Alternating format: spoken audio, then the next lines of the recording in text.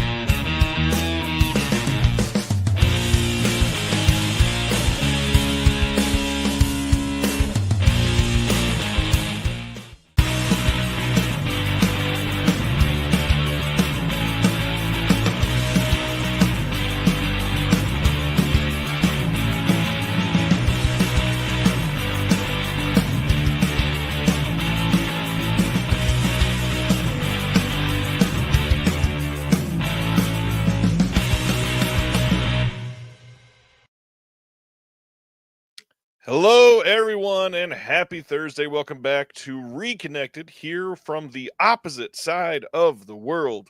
Tony Michas, John Matthews from the Imprint and Indicator Cast. Welcome, gentlemen. Hello. How you going, everybody? And thank you, Ryan, for letting us be a part of this episode. Always. I very much appreciate it. Thank you. Yeah, I'm very excited to be back. Thank you for having us on, and hello to everyone out there today. How is Australia this lovely Friday afternoon for you? Hot. Yeah, very warm. It's a warm one today. Well, it's 97 degrees Fahrenheit here in Sydney, so it's pretty warm. That is rough, that's for sure. Ooh, hello. Yeah, it's I've got the aircon on going. It's a little humid, so yeah, thankfully indoors, which is nice. Nice. You got aircon. Lucky you, John. I've got a bloody portable fan I'm using, but it helps. I know in that movie room it does get hot. I know it does. You know my movie room. It does get hot. Yeah. Indicator is not Australian Silent Mandible, but John is a massive fan of Indicator, so has been heading the podcast for years. Yeah, many years we've done that. We want to get it back on track. A lot. Some of the the regulars just had personal things come up in their lives, but we will reboot it soon. So yeah, but Imprint Cast is sort of the main podcast I'm involved with now. Well, speaking of imprints, we got to talk about at least one of their releases before we get into so much of this. Today, rough day for all of us film fans, waking up to the sad news of one Mr. Gene Hackman passing away. And Imprint just recently put out this massive box set that Tony can share with us. Here we go. I love those film focus sets, man. Those They're great, so nice. aren't they? And then this set is exceptional. Hands down, very, very great set. Absolutely. And most of these are basically first time watches for me when I got the set, and then they were good. Nice. Yeah. Same here. It was discoveries of Hackman's lesser works, so that underseen. So yeah, it was an amazing, great set. Yeah. Definitely underseen. What are some favorite Hackman roles that you guys love? Well, last night I watched The Conversation, and I absolutely adore that film. It's probably my favorite Hackman film, but probably to me the most iconic performances will always be Lex Luthor in Superman. I grew up watching it. That's what I grew up with, and I love Superman. Definitely, I love him as Lex Luthor. Yeah, same here. There's so many roles. I was going to mention The Conversation is one of my favorites, and it's good to got this treatment recently. But once again, a film very much ahead of its time with privacy and invasion of privacy. Like in the 70s, it's a science fiction, but now we're online. Everyone's science fact. Science fact. And he plays a character that's one of his more darker roles, and I think it's a really, really great film. But there's so many. French Connection, Mississippi Burning, so many iconic roles, and obviously they said Superman, so just a legend of the screen. Unforgiven, go on. Yeah, there's too many. Unforgiven's a big one. I know. Night Moves was mentioned in the chat. Yes. That's a huge one for me as That's a well. good one. One that I was talking about in our Discord earlier today is No Way Out is a fantastic one. Has been, I believe, Imprint put that one out as well. And then it was one of the earlier ones, right? The Costner flick. Oh, because I'm like, no. It wasn't Imprint. It wasn't? I know Kino did it eventually. I thought it was one of the ones that... I think it was Kino. I thought it was one that they copied from them. And then the one that I always go back to, because I don't know that anybody else could have made this film the way he made this. And it really, nowadays especially, kind of goes against type when you think of him. Royal Tenenbaums. Yes. By far an iconic film, especially for, Gene Hackman being in this just wacky ensemble and kind of stealing the show and everything that he does. Absolutely. That is definitely one of the most iconic roles he's ever done, for sure. Loose Cannon, there's one from Silent Mandible. And it was a good comeback for him as well, for a younger crowd, the Royal Tenenbaums. That's for sure. Hipper film, yeah. And then, not to steal the spotlight, obviously Gene Hackman's one of the greatest actors of all time, but got to give a shout out to Michelle Trachtenberg, who sadly passed away this week as well. Euro Trip is probably the biggest film for most people, but I mean, growing up with Harriet the Spy as a kid in the 90s, watching Nickelodeon every day was a huge deal. She was a part of, huge part of Buffy the Vampire Slayer, which for many people from, I don't know, the age of 30 to 50 right now, it was probably one of your favorite shows growing up, and she was incredible. It hurts when they're, coming out and saying they're 39 years old at the day of their passing. And I don't know. I feel like there was a lot more that she could have done in her life. Oh, great. Absolutely. But we can't forget another movie that she was in, Mysterious Skin. That film was incredible. Yes. Yeah. Definitely. Yeah. Such a shock when I saw that as well. So I grew up with her as well on TV. So various roles that kind of shaped my youth. So yeah, I was kind of shocked to see that as well. Yeah, I mean, I go back to The Adventures of Pete and Pete, where she really first got noticed, and that was a huge deal. So rest in peace to Michelle and Gene. I fear that we get news of somebody else soon, because they usually come in threes, as the superstition goes. So watch your backs, everybody. Yeah. Let's talk about some of our normal stuff in just a moment. First, what's been going on with Imprint Cast? What can you tell everybody?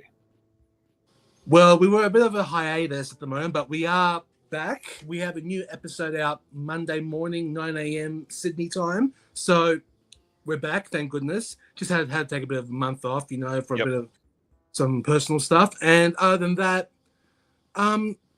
we are getting back in track. We've got some really good episodes planned for later on, and it's gonna be fun.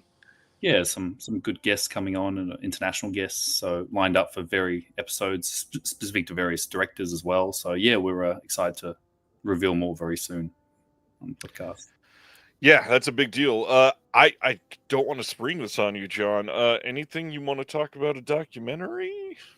Oh yes. I'll leave that one with you. I think it's safe to say, yeah. So look, we were going to tease it very soon. My partner, colleague who came with me in the US, production partner Danny. If you're there, Danny, is it okay if I can talk about it? I think so. He's watching now. I think it's all good. He should be there. I saw his name pop up. Yeah, he was there. So we went to the US and we did a documentary around, I can talk about it, Anchor Bay Entertainment. So it's a story of a gentleman named Jay Douglas. There he is. So we can't reveal too much. We will be teasing more soon, but it was, okay, great. And Danny's given permission because he's the other half of the production. So last year we went to the US and we did a documentary, on the history of Anchor Bay, and but not really Anchor Bay, but more a gentleman called Jay Douglas, who was sort of the pioneer and innovator of home video. And this was, it was something that just came to me personally because I knew Jay through Facebook many years ago, and then it just kind of came to me, and I started reaching out to people like, hey, would you be interested in doing a documentary in Anchor Bay? And then eventually all these people said yes, and more people came on board, and before we knew, we're like, wow, we have a documentary here. So we went to the US, interviewed some really I'm still pinching myself, like, big directors, actors, people who are involved with the home video industry. So it's a really fascinating story about that sort of era in time and that sort of golden era of DVD and obviously the transition from VHS to DVD. So that's all I'll say for now. Danny's going to reveal some more. I'm sure there'll be a teaser trailer going up. We're aiming for March. We're going to start spreading the word. But there is a documentary coming very soon, and we can't wait to share more when we can. I am so excited to see this because there are what is the best way to say this? Because this industry is hot-ish right now. There's a lot of people making documentaries about just the idea of collecting, and this one specifically, when you come to something like this with such a personal touch, it's bound to be more special. And when there's somebody attached to it like you and Danny, like I'm beyond excited for this. I cannot wait to share this around and see it and help promote it and do what I can, because I mean the amount of people that you are sharing, that you've spoke with and sharing pictures of, it's going to be such a fun one.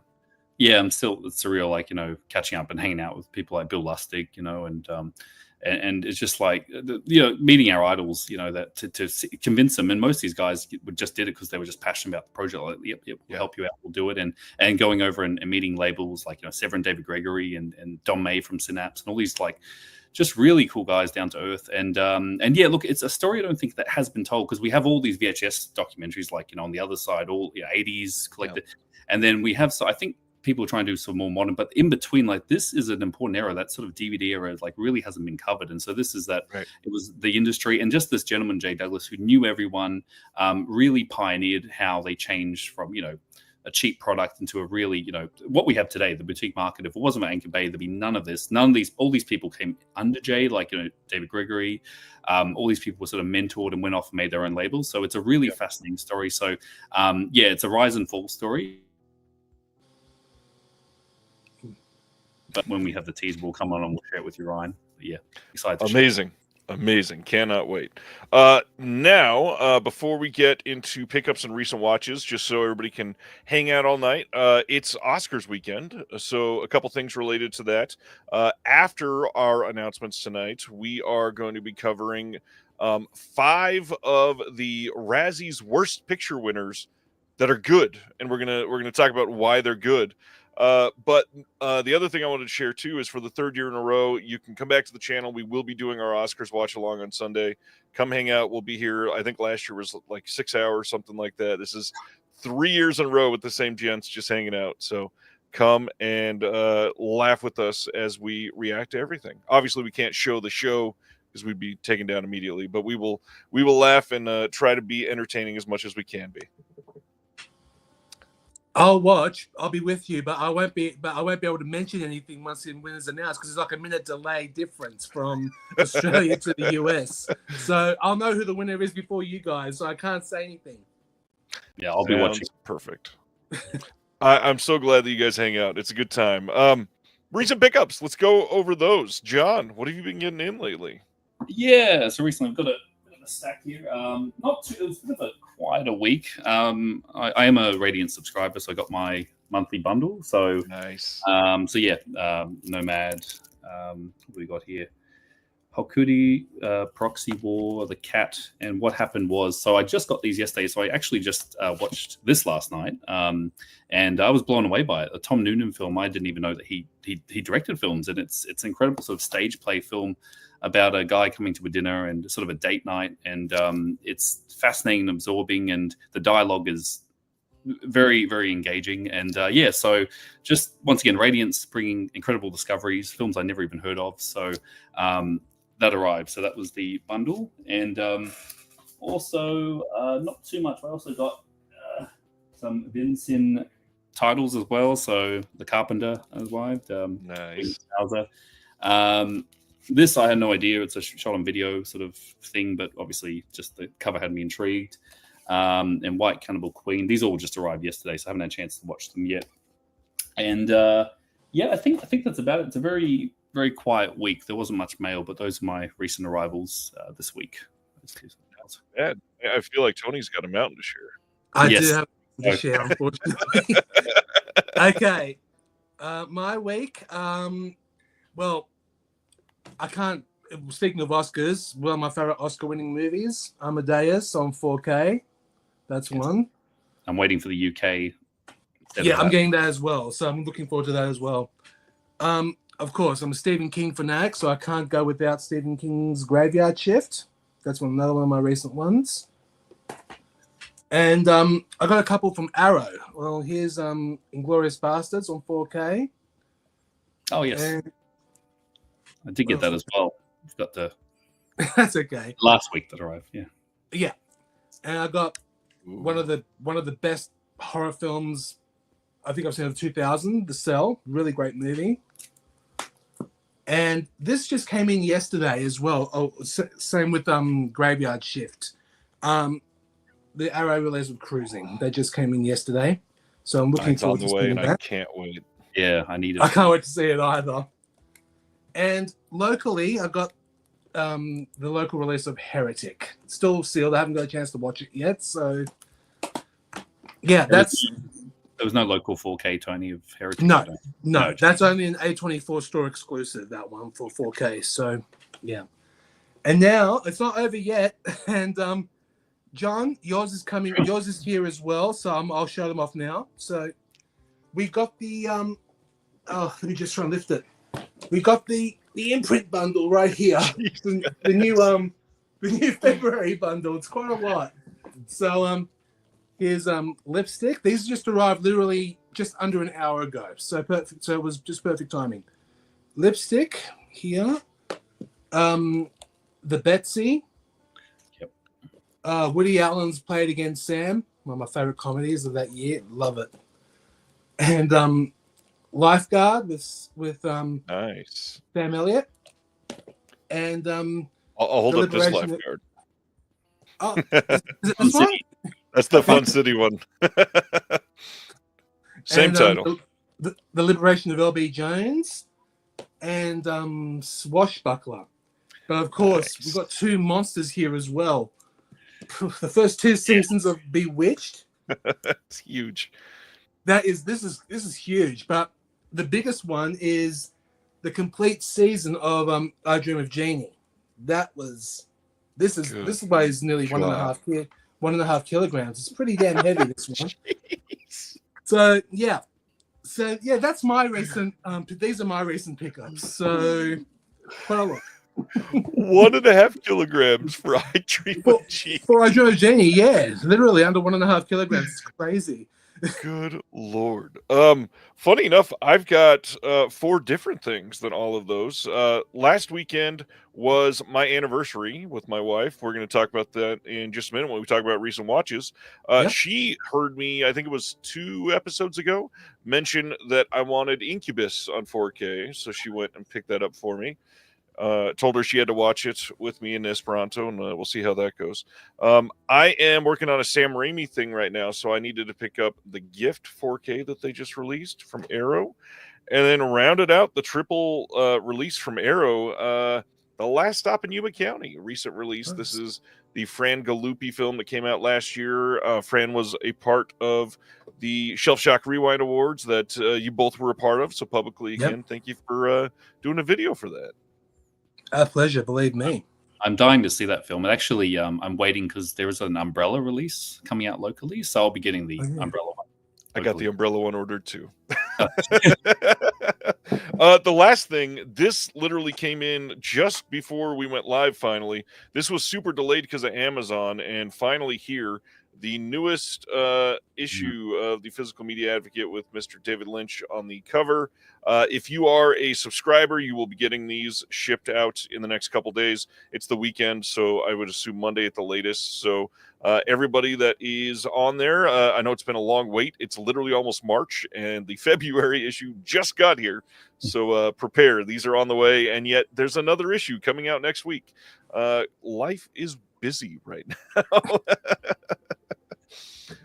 Let's go through some recent watches. Tony, I know that you've been busy handling a lot of things. Is there anything that you've watched in the last month or so you want to shout out? Well, the last month I've actually watched. Last week I watched The Monkey from. Nice. That was fun. bloody but fun, Yeah. and also I watched a couple of David Lynch movies on the big screen due to retrospectives. Like I saw Razorhead. John and we saw Blue Velvet together in 35mm, the original 80s print, which was so scratched up but looked amazing and that was pretty good. And also Twin Peaks Fire Walk with Me. They were my cinema watches. But I just watched Amadeus a couple of days ago in 4K, and that looked immaculate. That looked amazing. Nice. So yeah, that's all. And of course, the conversation last night. That's all I saw so far. What about you, John? Yes, I just grabbed something. Sorry, grabbing more stuff. So yeah, the other night on the big screen, I had the chance of seeing Nemesis. I was quite lucky, and I got to meet. The Star came out to Australia. I always butcher his name. It's not Oliver. It's Olivier. Not Olivier. Oliver. I'll just say Gruder. Whatever. The star of Nemesis.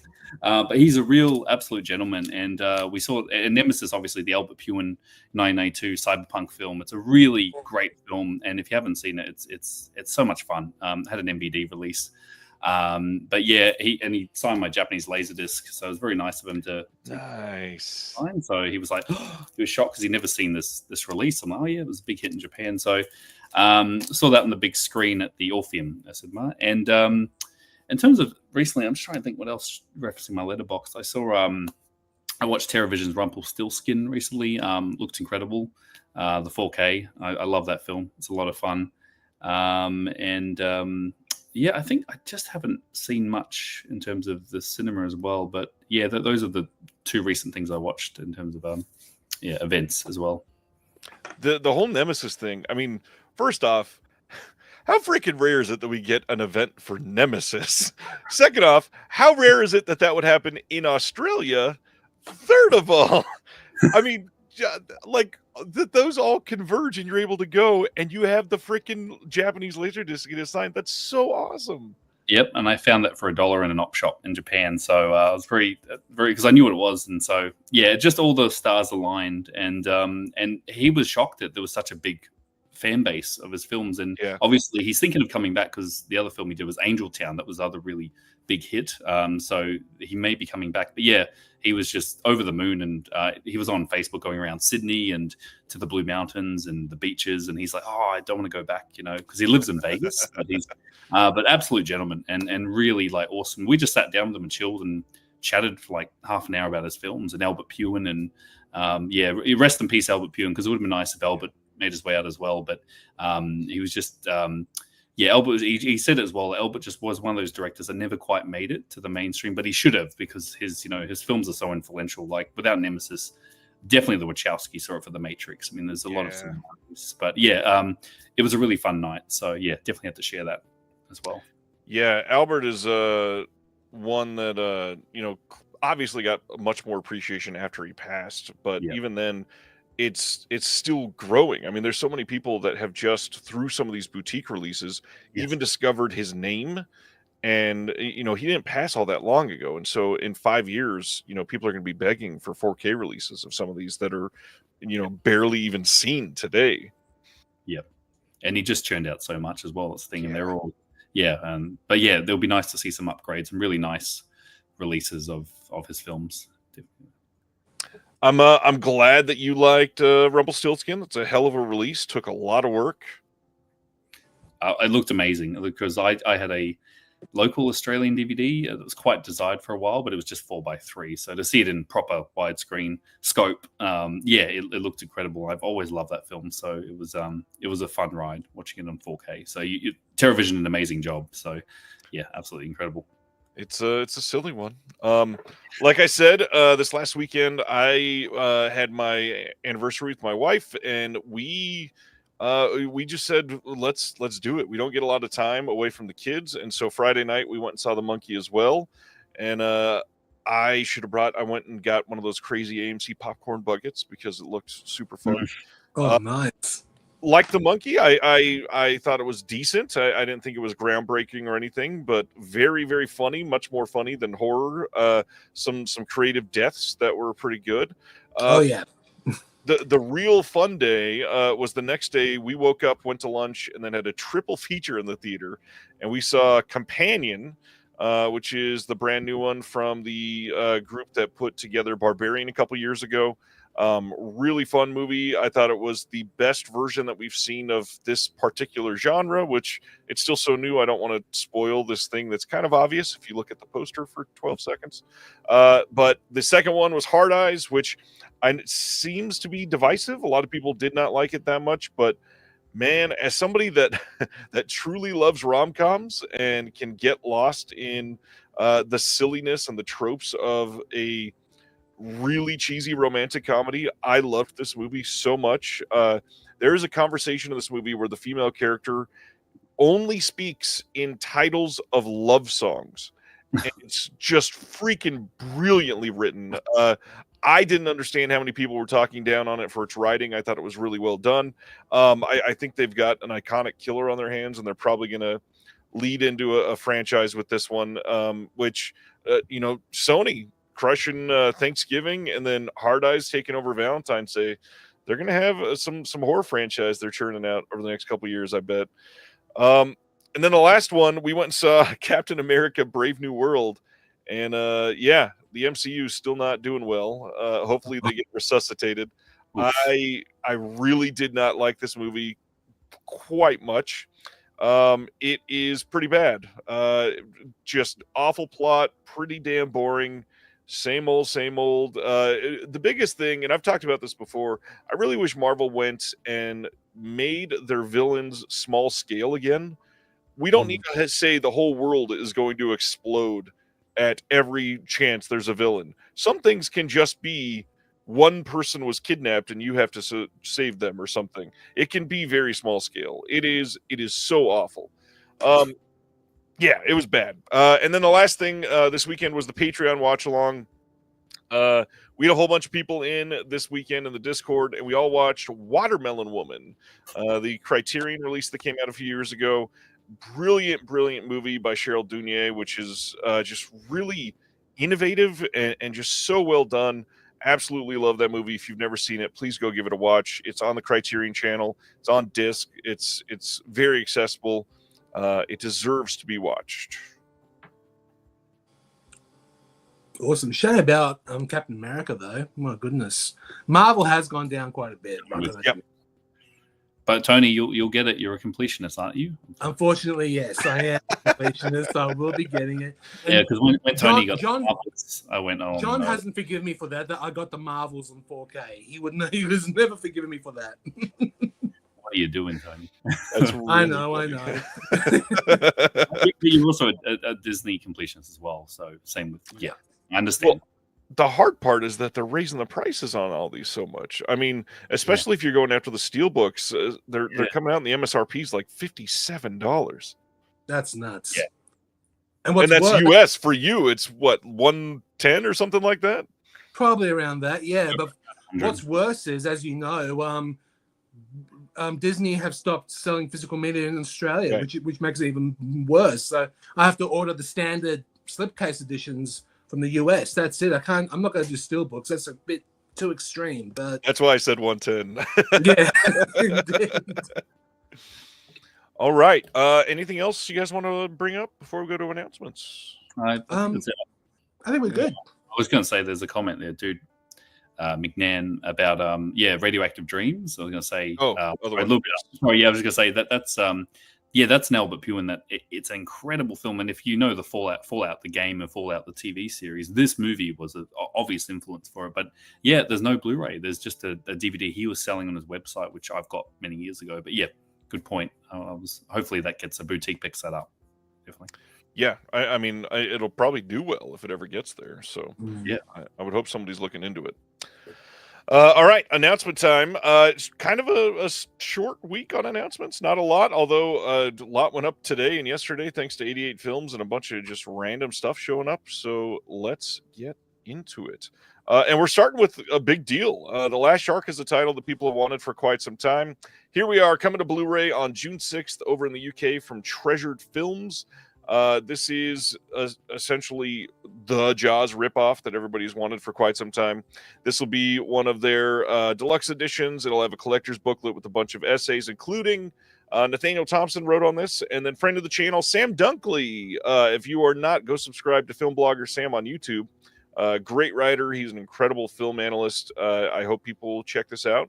If you go to their website and order there, you get the exclusive helicopter shark attack magnet.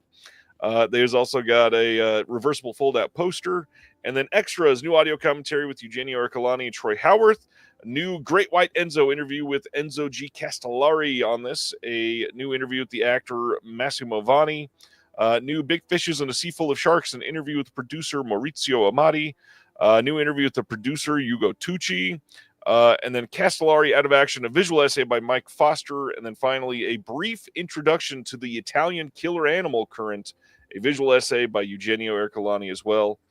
Crazy good looking release for this film. Any thoughts, gentlemen? I think this is a big deal, as you said, of course, by Enzo. It reminds me of like another what's it called? Jaws 5. What's it called? Cruel Jaws. Cruel Jaws, yeah. It does remind me of that in some ways, but it does. You got to admit, any Italian-made shark film does look fun. Absolutely. Yeah, I'm shocked this has got a release because I'm not sure if this is the one, but I've got the slipcover too, Jaws 5. Being Castellari, but this was infamous because I think a court blocked it. Like it legally got banned from the US. Yep. I think there was some sort of because it's too similar to Jaws, and so no one ever thought this film would come out. So, however, they've worked out a deal with Universal blows my. Sorry, not Universal. The distributor, because obviously there was too much similarities with Universal. But we're just seeing all these films like Looking for Mr. Goodbar, The Keep, all these films that were stuck in this like legal limbo, finally getting unlocked, and this is one of the big ones. So, I'm shocked this is getting a release. And Treasured Films, I've got a lot of their releases. They do incredible work, so I'm super excited for this release. I never thought I'd see the day this would get a physical media release. Yeah, this is pretty big. I hope it's. I don't think anything would block it now. I don't think they would announce it if there was any chance it could be, but I hope people see it. You could definitely still sell this over in the UK. It just can't be released in the US. And the funny thing, it'll still be able to be shipped here. I'm sure a couple of the retailers like Orbit Diabolic will carry it. They just can't literally release it in the States, which is rough. And it'll definitely be locked to Region B. Yeah, still banned in the US, technically. Yeah. It's crazy. All right. On Saturday this week, Kino announced the Audie Murphy Collection Volume Number 4, which will include The Kid from Texas, The Cimarron Kid, and Drums Across the River from 1950, 52, and 54. We don't have a release date on this, but coming soon. Gladly they've continued these. I know this. I believe the first two were like supposedly very big sellers for them. So I'm surprised it took a while. But I know Audie Murphy's got a lot of fans. Either of you fans of Audie Murphy? Unfortunately, I don't have any of those films in my collection, but I have seen a few of them, but none of those three that are on this box set. But he does have fans, definitely. Yeah, I've seen a few of his films. From memory, he plays like a lot of westerns and sort of military roles. So I think he was actually in the military. So I'm glad to see Kino keeping these going because they're really great. I've got a few of these actor, kind of like Imprint, the actor focus sets. They're great. So it's good to see. Next one was another big deal coming soon on 4K from Kino is Abbott and Costello, the horror collection, and this will have Hold That Ghost, Meets Frankenstein, the killer Boris Karloff, the Invisible Man, Meet Dr. Jekyll and Mr. Hyde, and Meet the Mummy, all ranging from 48 to 55. And what's crazy about this is what drove everybody crazy in all the comments is that the cases are blue. Oh my God, what a controversy. Big one. Absolutely. Don't buy it. We can't buy it now. I know. Outrageous. Now, this is a big deal, this one. This is incredible. Yep, I'm glad this is coming out and glad people will get their chance to have 4K. And, it's a big one. I just want to say there was just recently locally in Australia, Vivision did a local set of some of the films, but obviously this is 4K. That was just a Blu-ray, and Here you go. that's the one. Thanks, Tony. Nice. Yeah, so they did a really nice lenticular hard box, but once again, that's 4K. So yeah, there are exclusive extras on, probably going to be on both. So if you're a big fan of Abbott and Costello, it's worth probably getting both. Yes, yeah. I love that I'm not the only one that can get things within arm's reach, and Tony's proving that other people can do it too.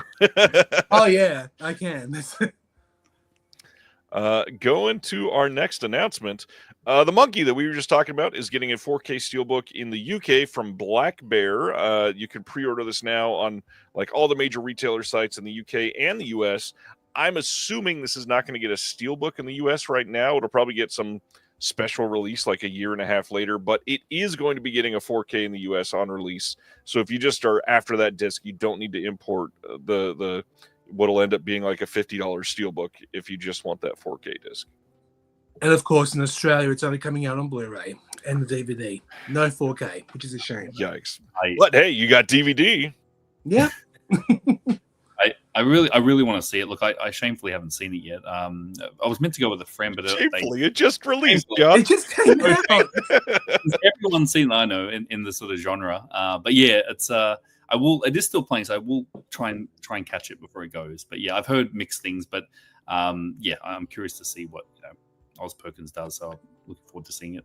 It's not shameful till it's been about a year and a half. You're good. Yes, not too late.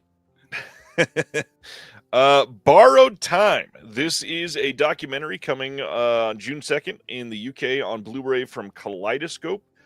This is about John Lennon's last decade. This is also going to have a 3.5-hour director's cut exclusively on the disc. It's going to have rare archival footage and some new stories that were not posted previously. Yeah, if you're into Lennon, into the Beatles, this seems like a must. Must for me, definitely. Huge Beatles and Lennon fan.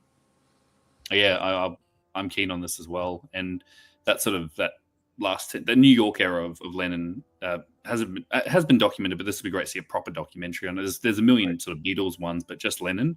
Yeah, I'm very keen for this as well. Yeah, I just hope it's well done. I've not heard much about this one. Yep.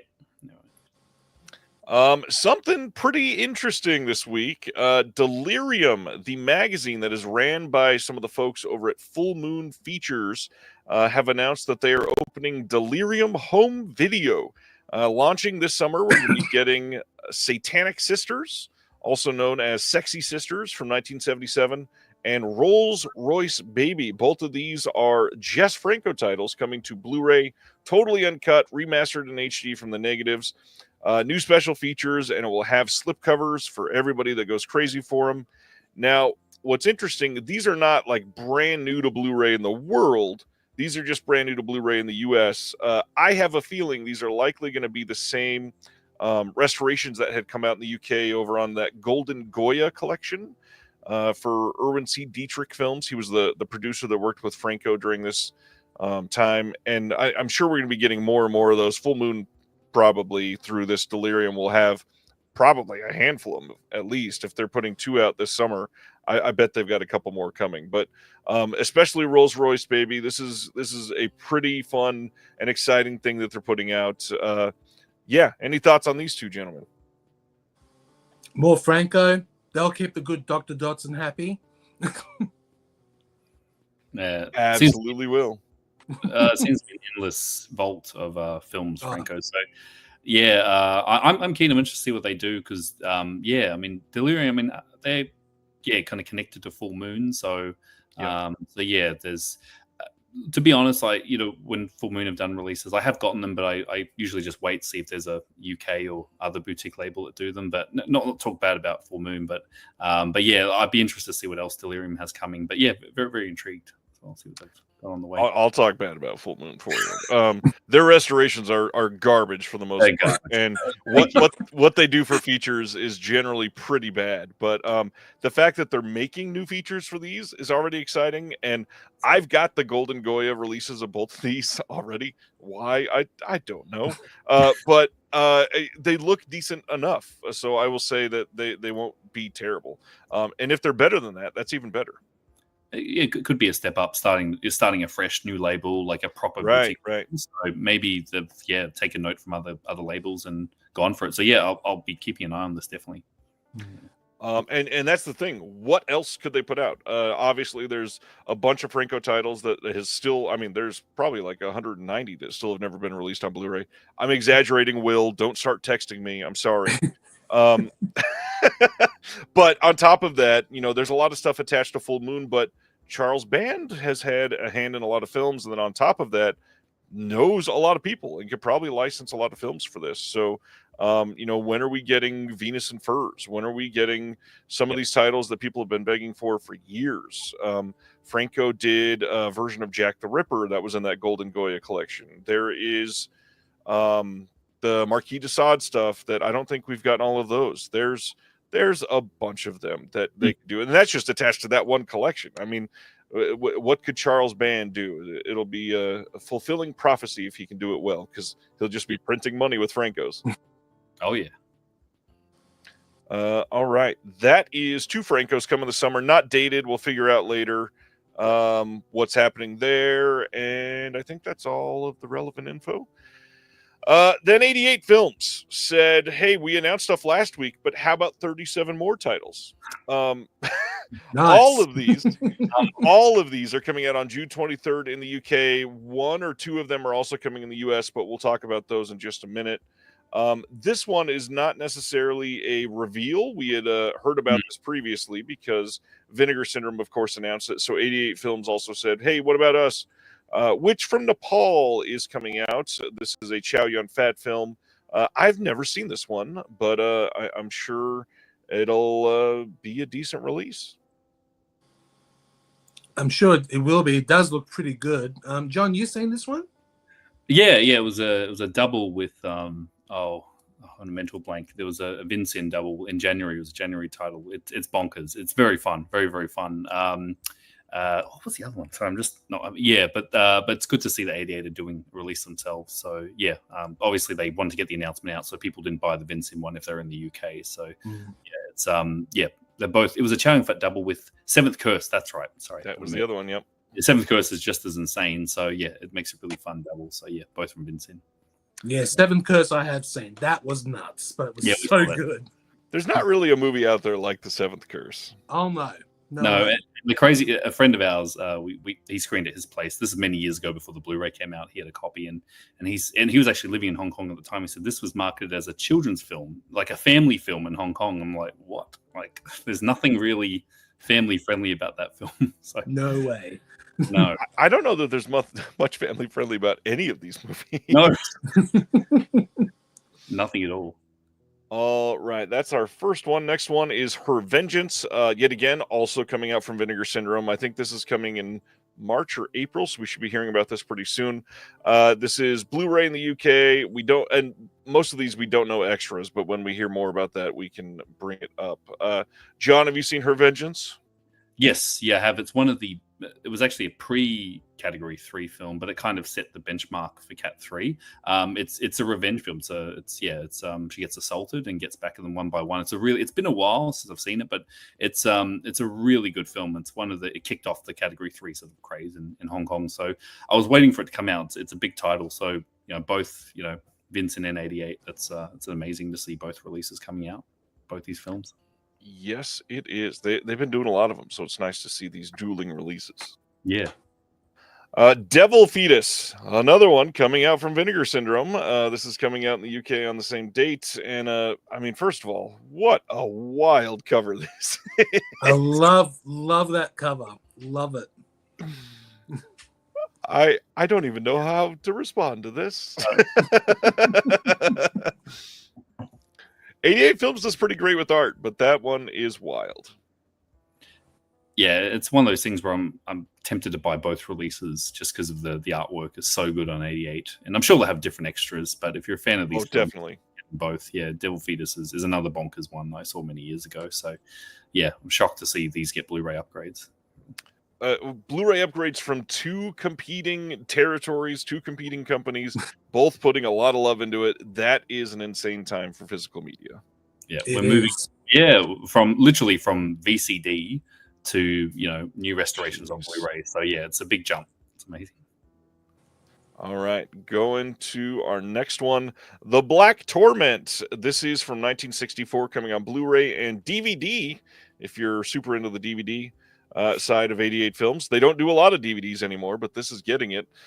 This is from the producer Tony Tenter, who did Witchfinder General and The Blood on Satan's Claw. Good looking cover on this one, but yeah, this is another one that I've not seen. Looks very British.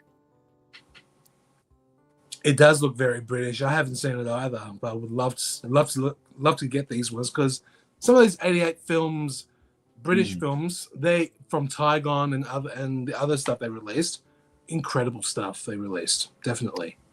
I don't think I got any of those Tygon releases, and I am partially regretting it. Oh, I haven't got a lot either. I've only got Witchfinder General, Blood from Satan's Claw, both on 4K, and that other Blood Beast. Yeah, there's a few. Yeah, quite a few. Yeah, loved the art on those Tygon releases too. Oh yeah, that's great. No, I haven't seen this either. But once again, they're really putting a spotlight on sort of, I guess, British studios at the time that pumped out sort of genre stuff. So it's great to see another line like that as well. They all line up very nicely on the shelf. So I haven't seen either, but yeah, very British, but very keen to check this one out too. Yes. I love that we say that when you don't know if it's a compliment or an insult. It's just very British. Very British. All right. Next up is Species. This is coming on 4K and Blu-ray over there. No word on the extras, but this art, I've seen the opposite ends of both spectrums. Some people saying this is the best art of the year, and other people saying this alone will make me never buy this release because this is awful art. Where do you guys sit on that aisle? John, you go first. I'm kind of in the middle. I don't mind it. I think it's I'm just gonna have another look. Yeah, when it was kind of, when it popped up, I was like, oh, but the more I look at it, the more you needed another look, John. Yeah, exactly. It's true to the film. I mean, it's true to the film. Yeah, I don't know. I'm kind of in the middle. I don't hate it, but yeah, it's at least they did something custom. I'm sure we can flip the poster on the others in the slick, but yeah. It's it's okay. It's okay. You can also flip the slipcover and just have it be white, but nobody. Yeah, exactly. You don't need. What about you, Tony? How do you feel? All I'll say is I'm happy with my Shout release. That's all I'll say. Well, I've got 4K as well, so yeah. Yeah. I will say this is far from the worst art I've seen on any release, but oh no, I agree with you there. This is such an odd choice for art. I mean, with the film like Species. I could have come up with 30 better ideas to pitch that would have done a little bit better than somebody throwing up an aura of somebody while nude with bottle cap nipples. It's such an odd choice for this title.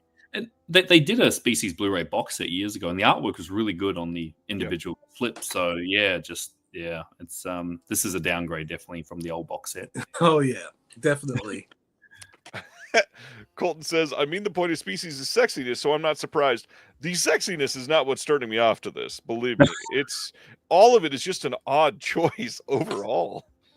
The Aurora Borealis. Yeah, I don't know what's going on there. All right. Let's go to our next one. Next is 7 Deaths in the Cat's Eye. This is a giallo film from 1973. With Jane Birkin, and great movie. This had I believe, Twilight Time release a handful of years ago.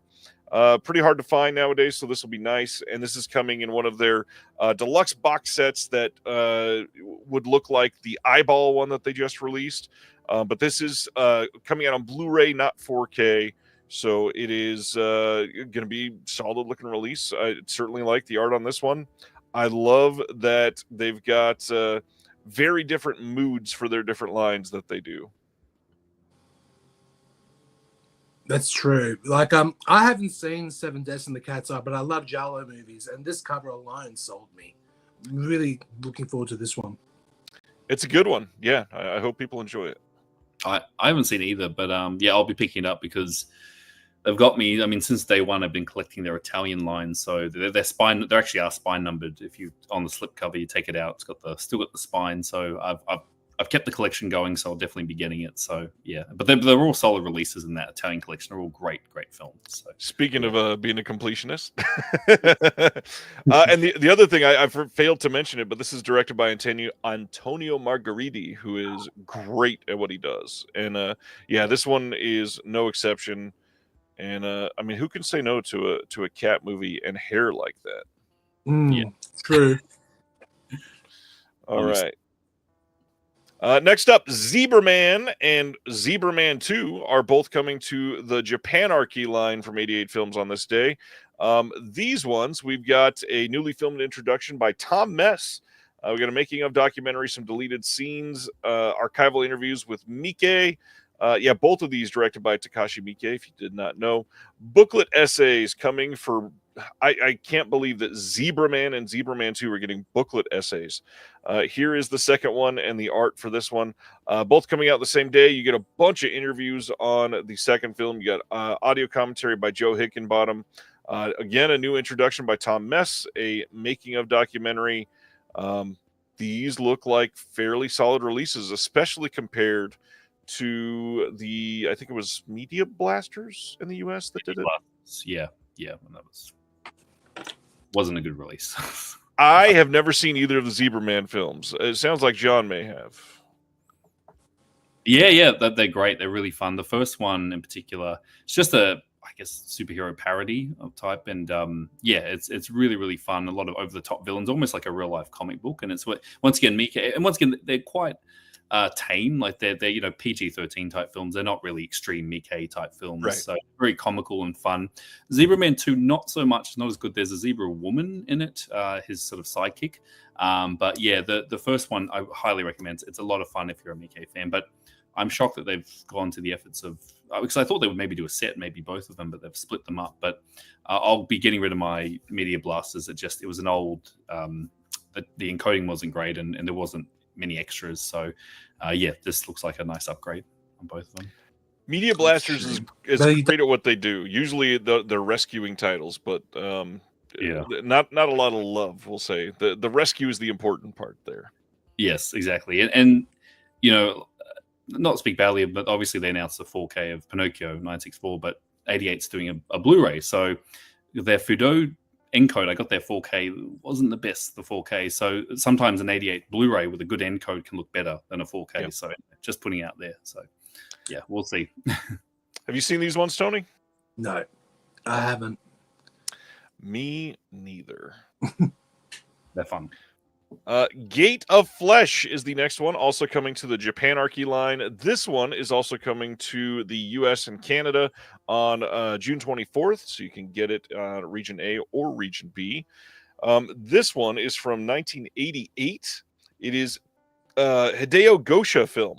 There was some confusion on the day that this was announced, because Gate of Flesh is a title that has been used, I think, 3 or 4 times, and the copy that was associated with it online was associated with the one from the 70s. And yeah, not that one. This is the Hideo Gosha one. I don't know much about this, but the synopsis sounds decent. It says, in the shell-shocked, rubble-strewn wasteland of post-war Tokyo during the Allied occupation, a group of prostitutes band together to form a makeshift guild with the aim of pooling their resources to build a dance hall called Paradise.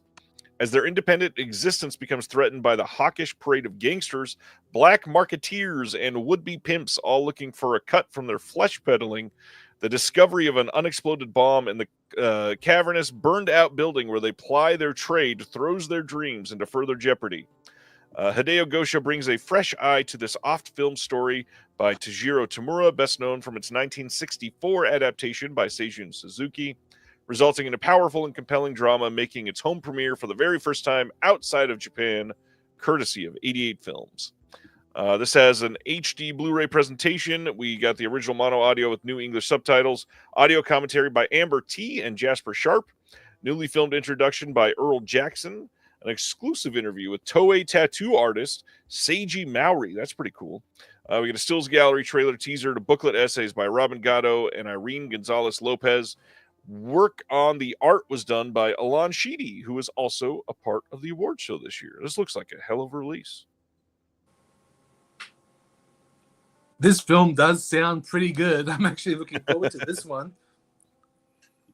Yeah, I've seen the Suzuki one, the 1960s version, which is actually in the Criterion Collection. The original is a really good film. It's actually a bit of a masterpiece, and it's actually quite bonkers. The original film has got everything S&M and prostitutes, pimps, everything. So the original is really wild. But I've never seen this 80s version, so I'm intrigued because it's from a really masterful Japanese director too. So I knew of it, but never seen the 80s version. So yeah, very happy that this is getting a release. So we'll go nicely with the 1960s version. Hopefully that gets a upgrade as well from someone. Yep. I love what Sidna just wrote. Take that, MCU. Aaron says, I'm still confused about this. It's a remake of the Suzuki. Kind of, it's got the same source material. It's not quite a remake of the Suzuki. It's more of telling the same story. Yes. Semantics, I guess, kind of a remake. Yeah. and they're both, I think, this is a Toei film. Okay, gotcha. Because the original was with Nekatsu, I think. So, all right. So, just a different adaptation. I'm intrigued, very intrigued. Let's see what they do with it. Yeah. We shall see. Then, Operation Condor, or The Armor of God 2, getting a deluxe 4K box release from them in the UK on June 23rd. You can also get this on Blu-ray. Extras to be announced on this one, but there will be plenty of new ones, I'm sure. This will go well with their other releases, and I've had a lot of people ask, no, Armor of God 1 has not had a 4K upgrade like this yet. This odd choice, but it's just coming out of order. I can almost guarantee, unless there's some random elements issue, which I don't think there is, Armor of God will probably get a 4K release in the next, we'll say, 18 months is my guess. No doubt.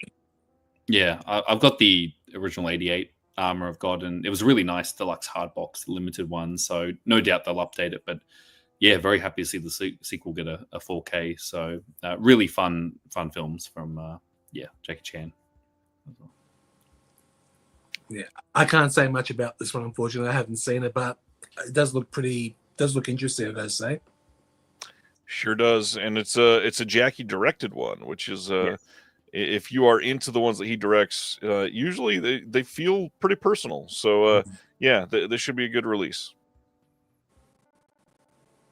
Then, the title that has been released in the last couple of years already, Come Drink With Me from 1966, getting a 4K release from 88 over in the UK. Extras to be announced on this one, but directed by King Hu. This is a big one. This will likely look beautiful on 4K. I can't remember if I ended up getting, I think I got the Blu-ray. So I probably do not need this, but I definitely want somebody close to me to buy it so I can go watch the disc. Yeah. I'm curious about the upgrade because I've got the old 88 Blu-ray, and then Arrow US did a release. I bought that too because I love this film. I adore it. It's one of the great Shaw Brothers films. And then the 4K. So unless it's a major upgrade, I'm quite happy with both those editions, those Blu-rays. But we'll see. Yeah, but what if they look pretty good already? Yeah. But what if the extras are different? Are you gonna get it then? Maybe, yes. If they do, we'll see. Yeah, if they do like a nice sort of real hard box, like full out treatment, then because it's a film that deserves it. It's one of the classics. Yeah. Thanks for offering to buy it, KB. And you can pretty much guarantee that it'll have new extras. I still can't believe, talking about somebody that does extras in all these Asian releases, Frank Jang, the leaps that he goes to recording, I don't know, 24 at least commentaries a month at this point. The fact that 88 Films and Vinegar Syndrome could put out the same title, and they both commission him to do a commentary, and he doesn't say, I just recorded one, here you go, I'll let you have it. He says, no, I'll record a brand new full commentary from the ground up. Insane, Frank. I don't get it, but holy God, that's amazing. I love the work ethic. Oh, high respect for me, definitely. That's insane, honestly. Same. Whenever I see his name on a release, I know it's a quality release. Like, just so informative, just a wealth of knowledge on anything, Hong Kong or Asian cinema. He's the authority. I'll also shout out on our podcast network. They Live by Film just interviewed Frank Jang recently, and we don't. We've not talked about it all that much. I don't think a lot of people have recognized or listened yet, possibly. He actually reveals a couple things coming soon. So if you're into the Asian films, you might want to go listen to that. He confirms a big box set coming and gives some more details on some other titles that you'd probably be interested in. Nice. Speaking of Asian titles, Ke Huy Quan leading Love Hurts, one of the newest films from Universal that got awful reviews. This is coming on 4K Blu-ray and DVD on April 1st. This will have Dolby Vision and HDR, Dolby Atmos sound. You got an alternate ending, deleted and extended scenes. There's some featurettes on here. It looks like a semi-decent studio release, but I love that they do that for films like this, but then films that do really, really well, they just say, no, we're going to put it out on Blu-ray, and you can be happy with that. And then in 9 months, we'll give you a 4K with one bonus feature. Well, it's definitely an April Fool's joke for sure for that one. But this film has never been. This film apparently got panned so bad in the US, it won't get released in Australia theatrically. Not coming out here. Yeah. But it is coming out. It is coming out, I believe, sometime in mid-April on 4K and Blu-ray locally. Interesting. Yeah, when movies get panned so miserably in the US, Australia won't release it. They never do theatrically anyway.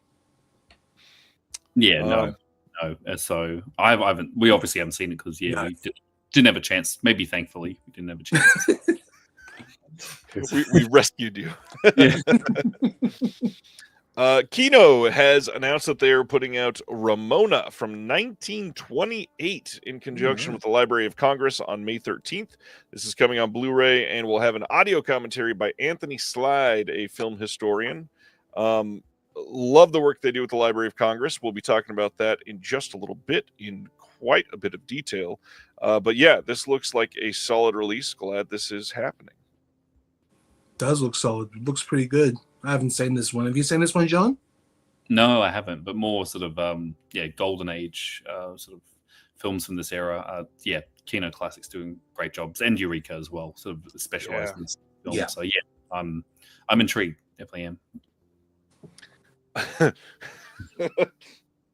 I don't from that last title to this, and I don't know what to make of this cover. We're just going to spend the next 12 minutes dissecting every millimeter of this to find out what type of film this is before we look at the synopsis. Like, I thought this was kind of funny, normal up here, and then you get to the bottom and there's a field of farm animals. What? It looks like an homage to Twister in a way, because there's a flying car. I don't know if I see a flying cow, but there are flying cows, horses. Good Lord. What and a black am I looking at? Stone. Don't know what.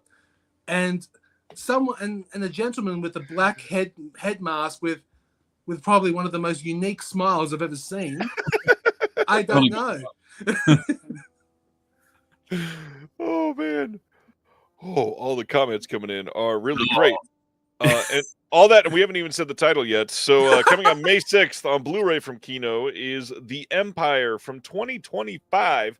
This is from Bruno Dumont, who I have no idea who Bruno Dumont is, but he is from France, I think, featuring wonderfully bizarre performances from French stars like never mind. I said I'm not going to read all those names because I will butcher them. I'm sure they're very fine actors. Very fine actors. Yes, that is Timu Mila Jovovich for sure. Timu Mila Jovovich. I love that one. I don't know what to think. I don't know. Being French, maybe it's like a homage to Luc Besson sci-fi movies. I don't know. Looks yes. That it looks a little Yeah. Looks like those Moving along. old rap albums, 90s hip-hop, pen and pixel hip-hop albums, just with random stuff on it. Yeah.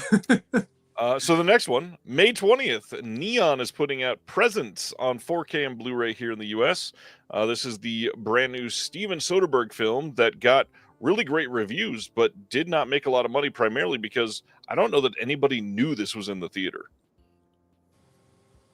Yeah, this one was promoted heavily here in Australia, at least. I know a lot of our friends have seen it and they highly recommend it. I didn't get a chance to see it, unfortunately, but yeah, because when we saw Blue Velvet, they previewed this. Sorry, there was a trailer beforehand, but I didn't see any showings local. For me, locally, I think it was maybe just select theaters were playing it in Sydney. But yeah, I really want to see it because I've heard great things as well. Yeah, I've heard it's great, and I love Soderbergh, so I'm very curious about checking this out. I'm also very surprised. Well, actually, I shouldn't be, because Soderbergh is a quick, prolific filmmaker. His new film comes out, I think, in a couple of weeks. Yep. in like middle of March. Within 2 months, he released Presents, and I think the other one's Black Eyes. Something like that, yeah. Yeah, that and it's by the same writer as well, David Kepps. So yeah, that's 2 months apart, 2 different movies. Interesting. He's a machine. Oh, he is. So Colton says, I heard differing opinions on this one. It seems like if you go in hoping for horror, it won't hit for you. Huh. Well, yeah, like the last Soderbergh horror film, Unsane, that was good. That one I liked. Unsane was good. But this one, I don't know. From the trailer, it shows that the whole movie is shot from the point of view of the ghost, and that does seem like an intriguing intriguing premise. But yeah, for a present. Was Unsane shot on a phone? Was that the one? It was. Yeah, it was. Yeah. So Unsane was shot on the phone. Yeah, so he's always been innovative in just sort of the technologies he has access to, or like various different formats. And based on the trailer, looked like a sort of a more technical style film, just from the point of view. So I was really intrigued, but I just didn't see any local listings for it. Yeah. But not to mention, he is retired from filmmaking twice already. Yeah. I think. And all that to lead up to Gimme Kimmy on physical media. Damn it, it's a masterpiece. Yes. Yeah, was the release. May 27th, Cult Epics is releasing One People from 1976. This is a Pim de la Parra film that is really, really great, supposedly. This is the last Scorpio film. This has a brand new 2K restoration. You got an audio commentary by the film historian Lex Vierkamp and Bodil de la Parra. You got an introduction from Pim de la Parra from 2020, a making of an interview bonus short film from 1965, some trailers, new artwork, which this is really great art. I love this. Does look good. Yeah, I haven't seen this one, but it does look interesting. Yeah, I haven't seen it either, but just going back to when I was doing the documentary, I actually spoke to Nico from Cult Epics, because Nico actually gave me some information, was really helpful for the documentary. But then we got on the phone call. We went spoke for about 2 hours, and he was talking about Dutch films, and because obviously he knows a lot of films, like because he grew up obviously being Dutch, and so this is actually a Dutch co-production. So whenever Cult Epics announce something, it's always intriguing because I've never heard of it.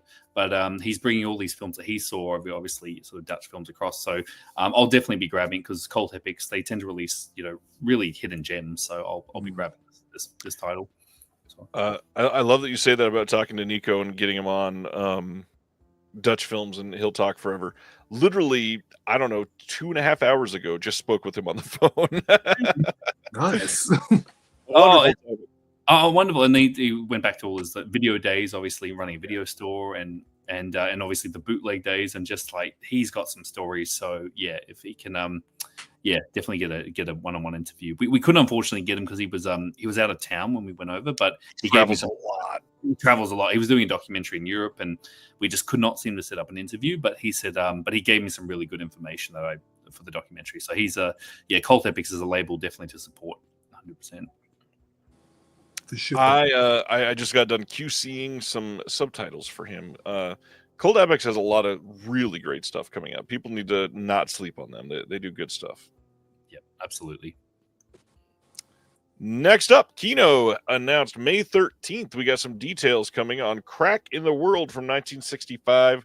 This is the slipcover, and it will have reversible art. Here is the other art. Both really intense pieces of art, but they both look good. This will have a new HD master from a 4K scan of the OCN, audio commentary by Gary Garani on this one. But then the cool thing, sidebar with Tim Lucas and Stephen R. Bissett, part 1 and 2, totaling 70 minutes on this disc.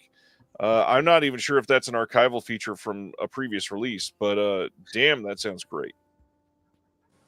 Sidebar, that's interesting, I gotta say. It does sound unique, I gotta say. Definitely. I looked this up, but I'm gonna go see if it was on something else. Does anybody in the chat know? Is that from a previous release? Yeah, I haven't seen this film, but No, fine. but the artwork's amazing, incredible. No poster art, yeah. Better than the French film. Yes, It had an olive release from 2011, but it was not on that one. Ah, okay. Crack in the World. It had a 101 Films release. It might be on that. A UK release, yeah, maybe. Yeah. Although maybe not, because I'm not seeing anything. Anyways. But if it's a disaster film, I want to see it. I love 70s disaster films. So yeah, that looks like a new extra, but they did not put the word new next to it, which is odd. Unless that's from another title and they just repackaged it on this one. I'm not sure. Yeah, this looks good. Looks like a good release. Yeah. All right. Going to our next. Batman Ninja. Wow, the date on that is screwed up. This is coming on April 15th. Let me just cheekily edit this 3 out of here. You never saw that. This is coming on Mod 4K in the US from Warner Brothers. This is the 2018 Batman Ninja, and I believe this has not had even a Blu-ray upgrade, if I remember right. I think this is a jump up from DVD, so this is probably going to be a big one. I have it on Blu-ray. I have it in the. Oh, do you? I have it in the Batman 80th box set. That is included. Oh, it's in the box set. Not a standalone. Yeah. Not standalone. Oh, have I seen a standalone? Oh, I may have seen a standalone, but I know it's in that box set. I was just fully wrong. I was wrong. It has a standalone. Oh, but even sometimes in Australia, we do get sometimes surprisingly releases that the US don't get, like a Blu-ray, especially DC stuff, like animated stuff. So yep, yeah, interesting. I screwed up. I was thinking of something different, but yeah, glad this is getting a 4K here. Next up, Into the Deep, coming on April 1st on Blu-ray in the US. This had a UK announcement a couple months ago. I know some people have been really wanting this one because it's got Scout Taylor Compton in it, and horror fans love their Scout Taylor Compton. It also has Richard Dreyfuss in it. I really want to see this, but I don't like $15 Blu-ray want to see this. So I'm definitely gonna have to find this one. Into the Deep from 2024. Any thoughts on shark films or this one in general? Well, it's good to see Richard Dreyfuss back in the water. With this hopefully one, he gets rescued this time.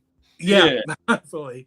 But yeah, Scout Taylor Compton, she's always welcome presence, especially in the Rob Zombie Halloween films. I thought she was the star of those two. She was excellent.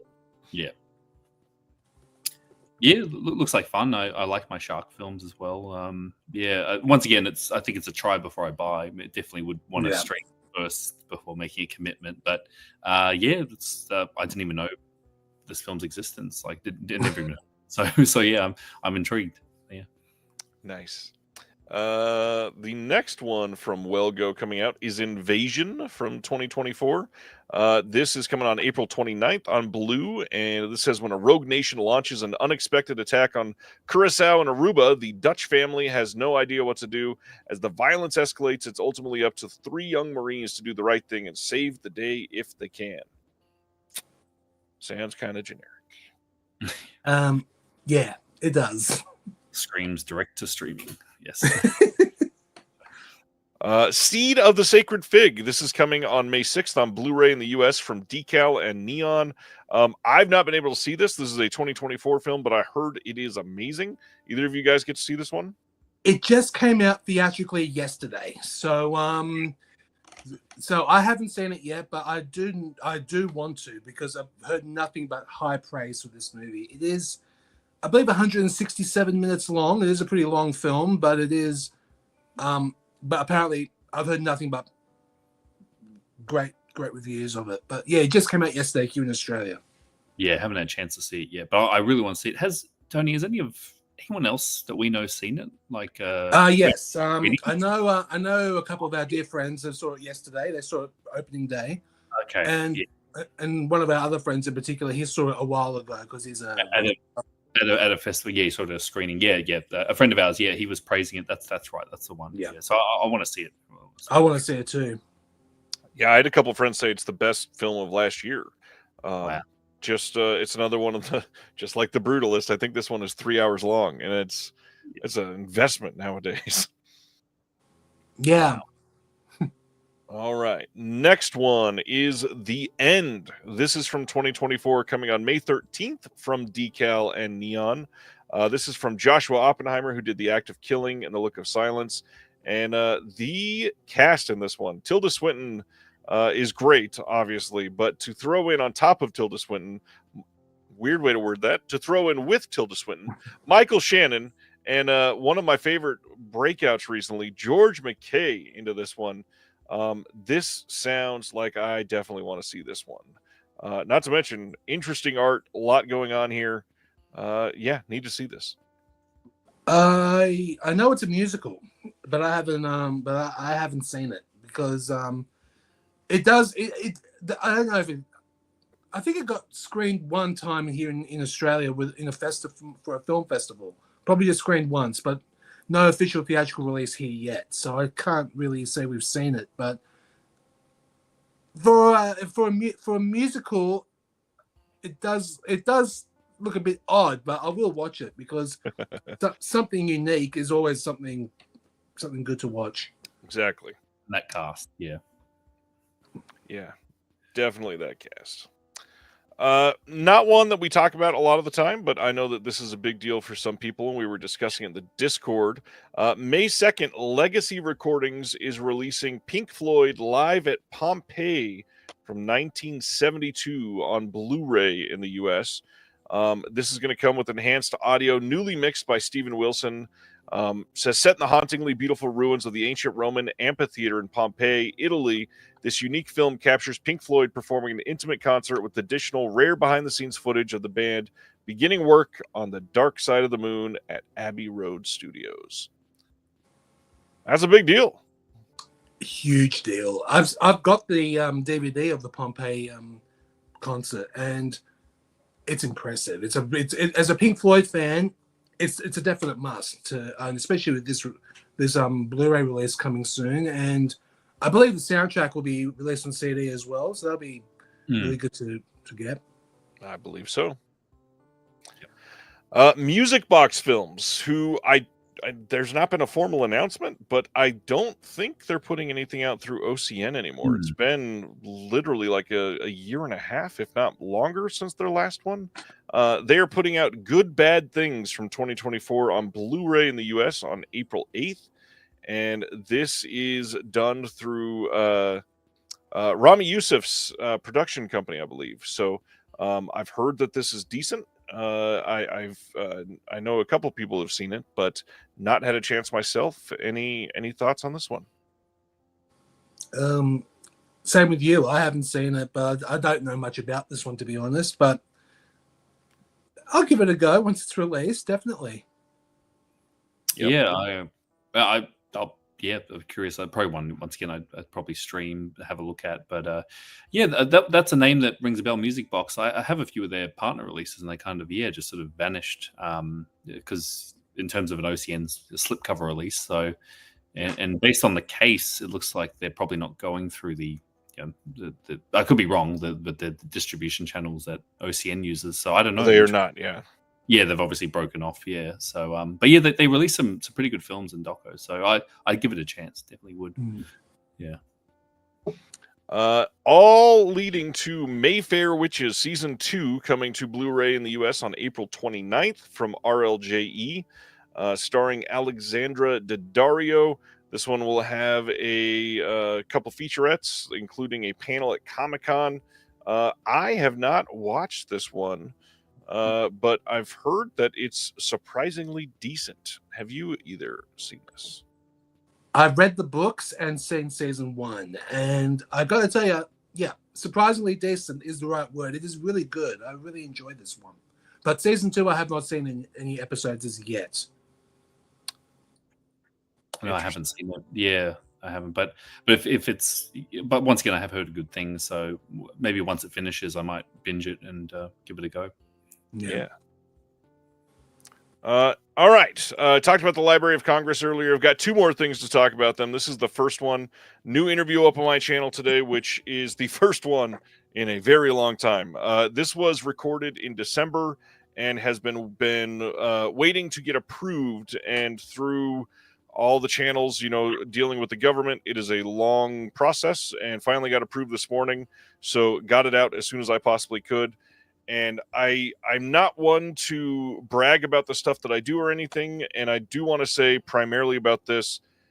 If you have never watched an interview on my channel or like them or don't like them or whatever, I think this is the most important one I've ever released. And I say that wholeheartedly, meaning that this conversation is with George Williman at the Library of Congress, who is the nitrate film vault leader and has worked there for literally decades. And his amount of knowledge on nitrate and film history and the archival process is like unheralded. It's crazy how much you can just bring up one thing and he will go off for 10 minutes and give the most, crazy tiny details just from his mind. And I'm really proud of the way that we focused on supporting things that are really important right now. And just going to be completely blunt here, in a world where the political process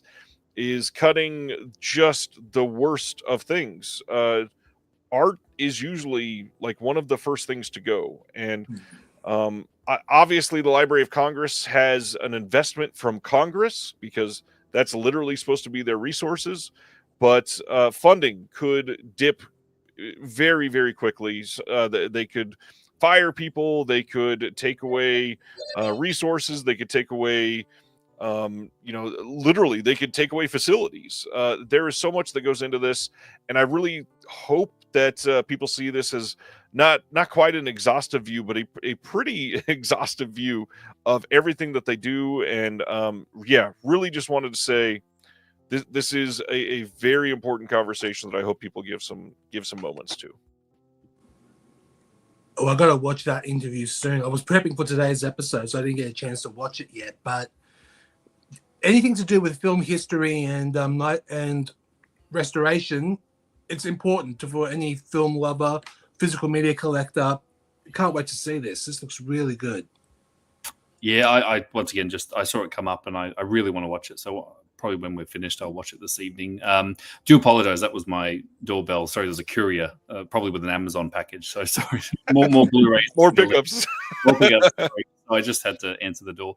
But this is very important. And I was going to say, in Australia, we have a very similar sort of archive, the National Film and Sound Archive in Canberra. And is that what they call, Tony? I think Yes, and they do a very similar thing. They archive and preserve all the Australian films and all, basically keep it in there. But once again, they're relying on government funding. And I've heard from some friends as well that it can be up and down with them. And obviously their job is to protect Australian films. So I think it's very important what they do. And obviously they're in the arts as well. So I'm very excited to have a listen to this, because it's a very important topic.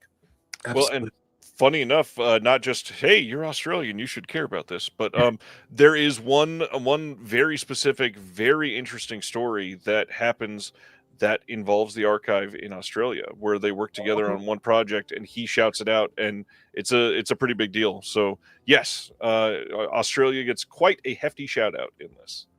Good. Next up, a not normal title from Kino, but it sounds okay. May 13th, they're releasing a Blu-ray of Las Tres Sisters from 2025. This says, facing the realities of life's ups and downs, three sisters reunite after years of estrangement to complete their beloved grandmother's pilgrimage through rural Mexico. When Maria, the eldest, discovers a health issue, she cooks up a plan to bring her sisters, Lucia and Sofia, along with her in the search for a miracle. With an old map, no hiking experience, in their lives unraveling around them, the sisters encounter hilarious and touching experiences on the Camino until Kin, a local with a mysterious past, interrupts their road to the end of the trail. That definitely doesn't sound like a Kino title, does it? But nope. All right, going to our next one. Live Like a Cop, Die Like a Man is getting another release from Raro Video here in the U.S. This is from 1976 and had been released in, I think it was 2020-ish. And this was one of like the later titles to come out straight from Raro in one of their side-loading slipcases. It doesn't sound like this has an updated restoration on here. It's got an audio commentary by Rachel Nisbet and an archival documentary with some TV spots. I think all of that was on the previous release. The commentary might be new, but either way, this movie is goddamn incredible. I don't know if either of you two have seen this, but this is a Ruggiero Deodato film that is monumental. This thing makes like Dirty Harry look like a cheap film, basically. This movie is incredible. John, sounds like you might have seen this one. Yeah, I've seen. I love it. It's a real good introduction to the Polizioteschi films. If you want to get into it, this is like a staple. It's just so much fun. It's the action, the stunt work, the violence as well. I've got the 88 films release of this in the UK, and I'm quite happy with that. But yeah, I recommend it. It's one of the staples of Polizioteschi's. It's amazing. Nice. I gotta borrow it off you, John. This does sound pretty damn good. Yeah, absolutely. Yeah, and because I got confused. It didn't get a Raro UK through Radiance. It was 88 that did it. Yeah. But you never know. They could release it there as well because it is out of print, the UK one. That makes sense. Yeah. Then what's funny is this release actually gets a shout out in my interview. It was supposed to be an exclusive 2 months ago, but now announced on the same day that my interview got released. The Library of Congress worked with Kino to put out Wonder Dogs, Canine Stars of the Silent Era. This is films ranging from 1898 to 1928. And it says, while Rin Tin Tin may be credited as Hollywood's first animal superstar, there was in fact a whole pack of canine performers bounding onto the screen before and after his debut. This special 2-disc collection, presented in cooperation with the Library of Congress, celebrates cinema's lesser-known dog stars with their most memorable features, shorts, and newsreel appearances. Wonder Dogs demonstrates their comedy chops opposite slapstick legends Charlie Chase, Roscoe Arbuckle, Mabel Normand, and the notorious Dippy Doodads, but it was in rugged outdoor adventures that dog stars were truly born. Films dated as early as 1898 offer satisfying, simple glimpses of dogs at play, anticipating the adorable animal videos that would become social media phenomena more than a century later. This has multiple audio commentaries by Anthony Slide, interviews with Leanne Schweighofer and George Williman.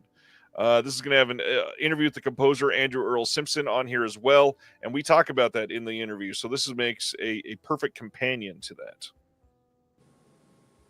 That does look good, I gotta say. I believe a while back, Warner Archive released a DVD set called Dogville, I believe, that had something to do with dogs as well. But yep, yeah, this one does look pretty. This one looks really good, especially from 1898 to 1928. That's definitely historic. Must give that a go. Yeah, yep. I'm a dog person, so I've been keen to pick this up, especially with the amount of extras and context on it as well. So the importance of actor dogs from the era. So it sounds like a wonderful set, like a very magnificent little set of shorts and vignettes. So I'm intrigued. So this was the last announcement, but with all of the Inspector Rex comments coming in, I have to ask, since you are the first Aussies on here since that announcement, was that huge? Have you guys seen Inspector Rex? Do you know the show? The foreign show. I think it's UK, great. right? Or I thought it was Canada? Italian. No, I thought I it was don't because it did play in Australia on SBS. Is that right, Tony? Yes, Yeah, yes, that's right. I used to watch it, but I thought it was foreign. Like I thought it was. I could be mistaken though. I thought it was a foreign language show as well. German or something, or yes, I could be completely wrong. So it says beloved in Australia. It was huge. It was. Inspector Rex. It's Austria. That's what. Oh, Yes. Austria. Yeah, Austria. Yes. It says originated in Austria, but beloved in Australia.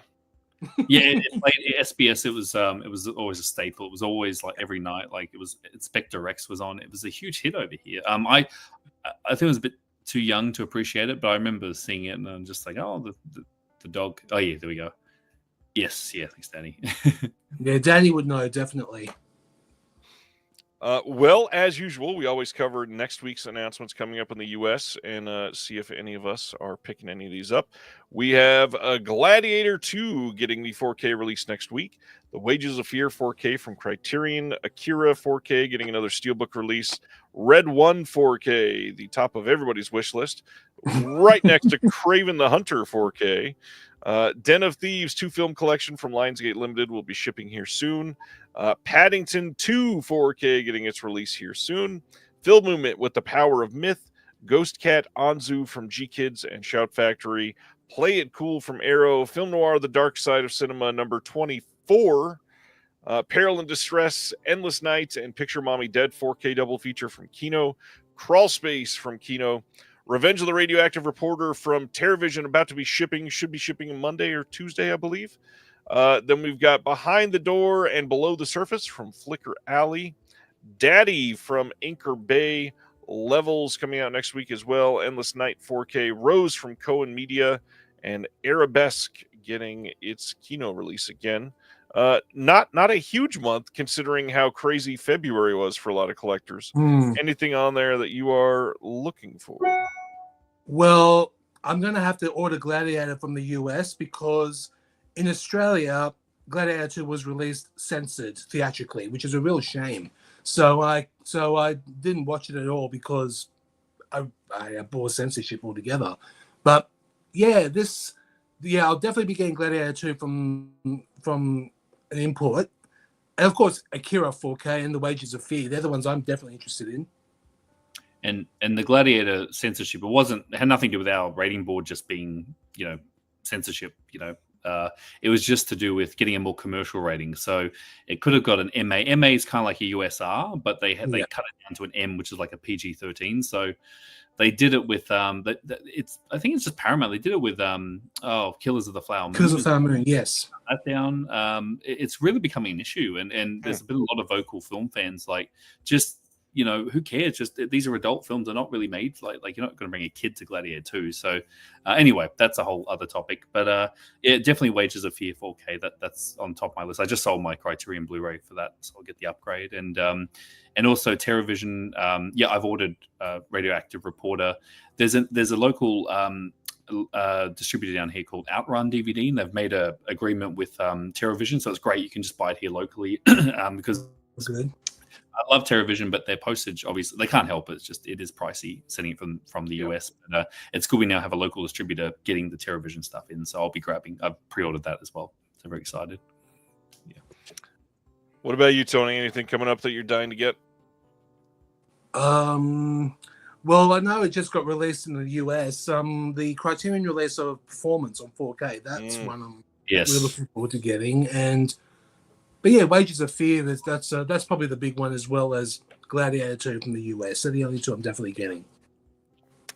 All right. Well, that brings us to our nightly topic here, which this one's going to be a fun one. I got to ask, we talked about how we're all going to be watching the Oscars on Sunday. Award shows, have they always been big for you, Tony? Is that something you've always enjoyed? For me, they are. I love award shows. I've been watching the Oscars since I was, I think, 10, something along those lines. And wow. Yeah, I just love watching them. And Golden Globes, they're fun. But the award show that we're discussing tonight, if only they get televised, I'll be happy with that. But because I love watching bad movies in particular. But this year in particular, some of these films this year was pretty bad. Like, I was a bit late. I finally watched this. I know, John, how much you love this film. And I have to agree with you. It's not good. It's not good at all. And it's got a lot of fans. It's got a lot of fans. I know that. But this one, I tried watching it with my partner, and we couldn't finish it after 20 minutes. Megalopolis. That's a long movie to only get 20 minutes into. I'm still willing to do another. I'm still willing to give it another go because I'm a Coppola fan. You know, I love Coppola, and this one. What the hell happened in the first 20 minutes? It was just crazy. And of course, John, I'm going to get another hate thing from this. This is one of the worst also. No. What are you doing? I know. What am I doing? I told you, but yeah. You got to get more. Well, we got a market coming March 15. You never know. They might be included. But, it could be flippant. Yeah. But yeah, I know those three were the highest nominated Razzie films this year.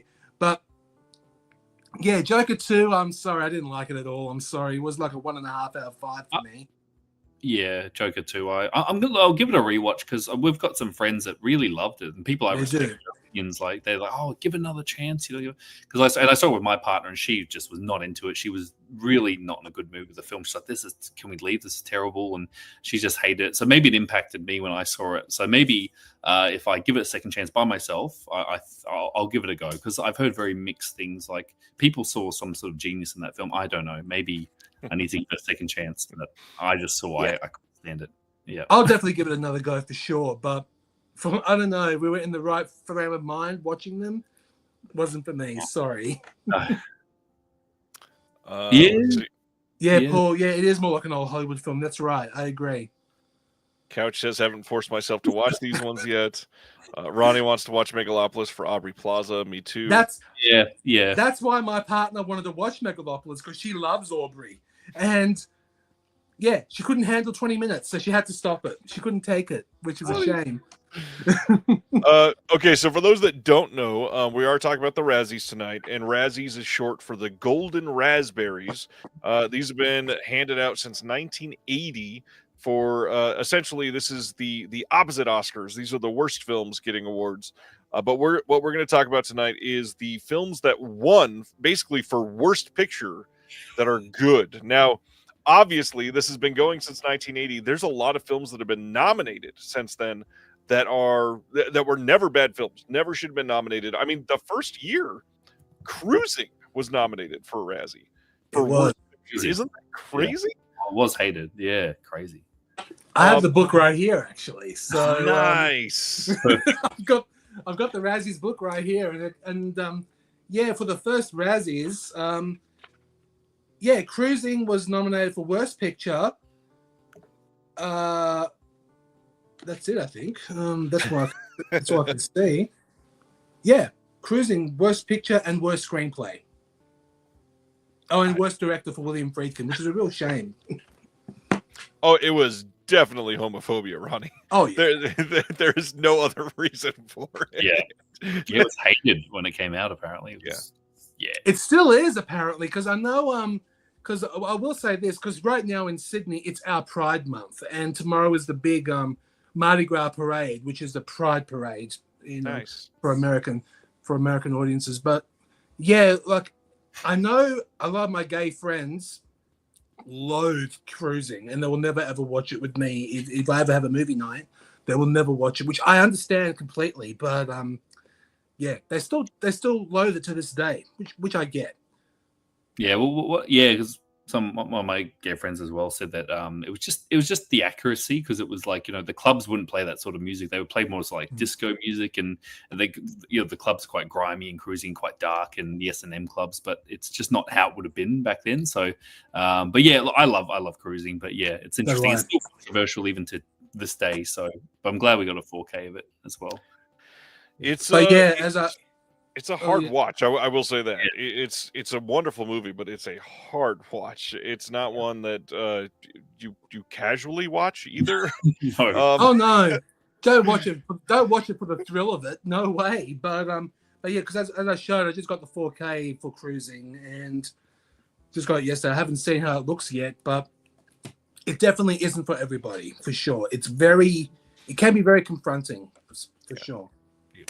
All right, so we're gonna do top 5 lists of the ones that won Best Picture, and some of these titles are, like we said, I mean, Cruising was nominated, it didn't win, but there are titles that are that good that are nominated just for the dumbest of reasons, and we're not going to, try to put down the Razzies necessarily as we talk about this, but I will say I've never appreciated the Razzies. I really hate that we are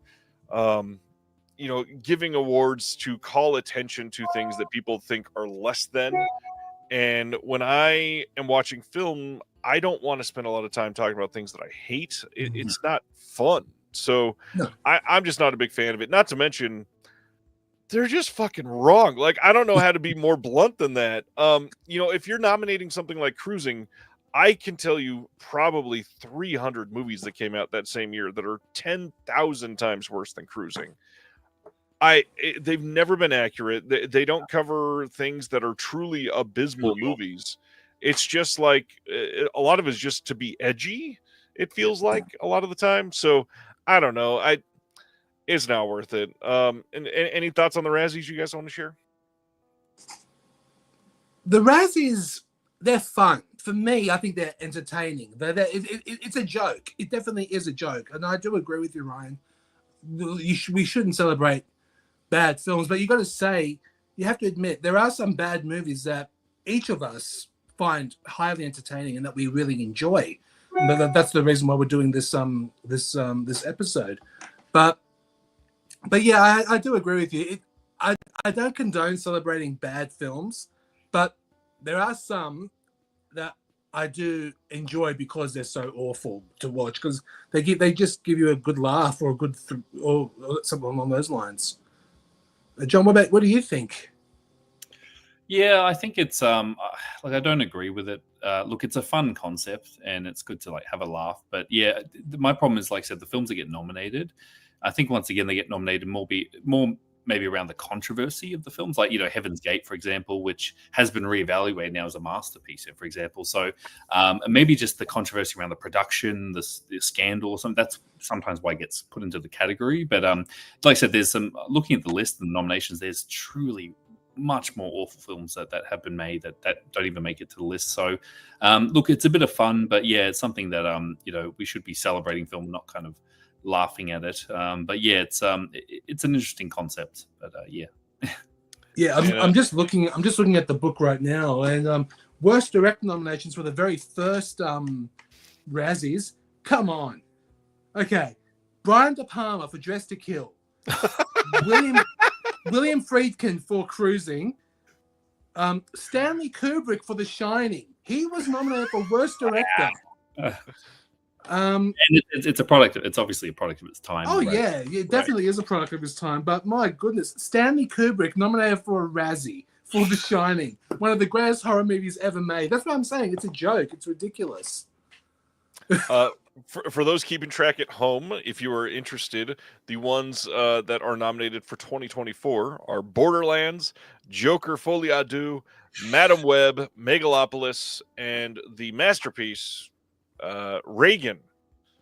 Another one that didn't get a theatrical release in Australia. Oh, didn't even come out yet. I've seen all of them except Reagan, but I still say Borderlands is the worst of the year for me. Wow. Yeah. Worse than Madam Web, huh? Oh, actually, no. You actually may have a point. I may have to tie those two, but yeah, I think those two are definitely top one for sure. All right, let's jump in then. Tony, let's go with your number 5. Okay, I'm going to be a little bit naughty and do a tie for number 5 because that was a tough one. Of course. And speaking of the first Razzies, the very first winner of Worst Picture of 1980 was Can't Stop the Music. Every year in Australian television, I don't know about US television, every year in Australia, after the midnight fireworks, this screens. Always. Every night after midnight, without fail, this screens every New Year's Day, and it's fun to watch, especially. But some of the dialogue is so trashy, and of course, it's rated PG. And of course, it's definitely our Pride season, but this is definitely one of the most gayest films I've ever seen. It's so, but it's PG rated, and there's full frontal male nudity. Who would have thought that would be shown on a PG rated film? But of course, Alan Carr produced this schlock masterpiece, but and Nancy Walker, her only directorial credit for this one, and she was so ashamed of it, she didn't direct again. But yeah, this one is my first for number 5. And my second for number 5, it's definitely because I'm a huge fan of this particular artist. And I haven't got the actual cover of the actual title, but I do have the image from the movie. Under the Cherry Moon, directed by Prince from 1986. Now, this film got nominated, was tied with Howard the Duck in 1986, and this is the better film for me out of those two. It's a black and white vanity project, definitely for Prince, and it has some of the worst dialogue I've ever heard, but it is entertaining, definitely. And it also has it's also Kristen Scott Thomas's film debut. And yeah, Prince should really stick to music. I can say that for sure. But he did the soundtrack for this, which is the soundtrack for the album Parade. That was the soundtrack for this film. And yeah, stick to music, Prince, I have to admit. But yeah, this film was not great, but fun. That's my number 5. And I was going to say, just can't stop the music. A friend of ours, Tone, he told us that obviously a bit older than us, but he remembers when it launched, and he said they brought the Village People out to Australia. They did. To promote it. And there was a massive line down the block to see it. It was a huge hit in Australia. So for some reason it was massive. Anyway, just want to it screens every year here on New Year's Day, so it must still be a hit. Yeah.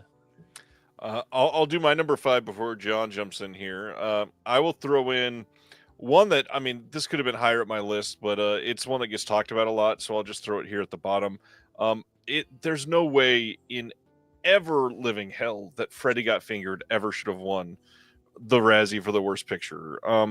This movie is hilarious. I won't call it a masterpiece, but if you are into that style of humor, this movie is so damn funny. I was looking to purchase surprise comedy tickets for my wife a couple weeks ago. Look at that. And she loves a lot of comedy, and I was scrolling through, and guess who's playing a show here in Kansas City in just a few weeks? And I was like, would she like watching Tom Green? Probably not. Because man, did I want to go to that show. This movie is so great. I mean, memorable lines, memorable setups, memorable just the way that he owned the culture for a little while, like across the globe. Freddy Got Fingered is like the culmination of years of creating this just crazy character that is insane. It is so damn funny and just memorable times of watching this with, a bunch of teenagers and laughing your ass off. This has just some of my favorite memories. Love Freddy Got Fingered. It's definitely something for sure. I love it. All right, John, number 5. Well, I'll piggyback off that because that was on my list. So I will talk about Freddy Got Fingered now. So we'll cover it now. It's a film that I've always loved, and it was just hated. I remember when it came out, it was absolutely hated by the critics because you had these older, snooty critics that just didn't get it. And his humor was so ahead of its time. It's the stuff we see now with internet humor and memes and reels, and this was well before that, and just so funny. And once again, me and my friends, we quote it to this day. Backwards man. He's a child and jumping out of the window. I won't say it on to get banned on here.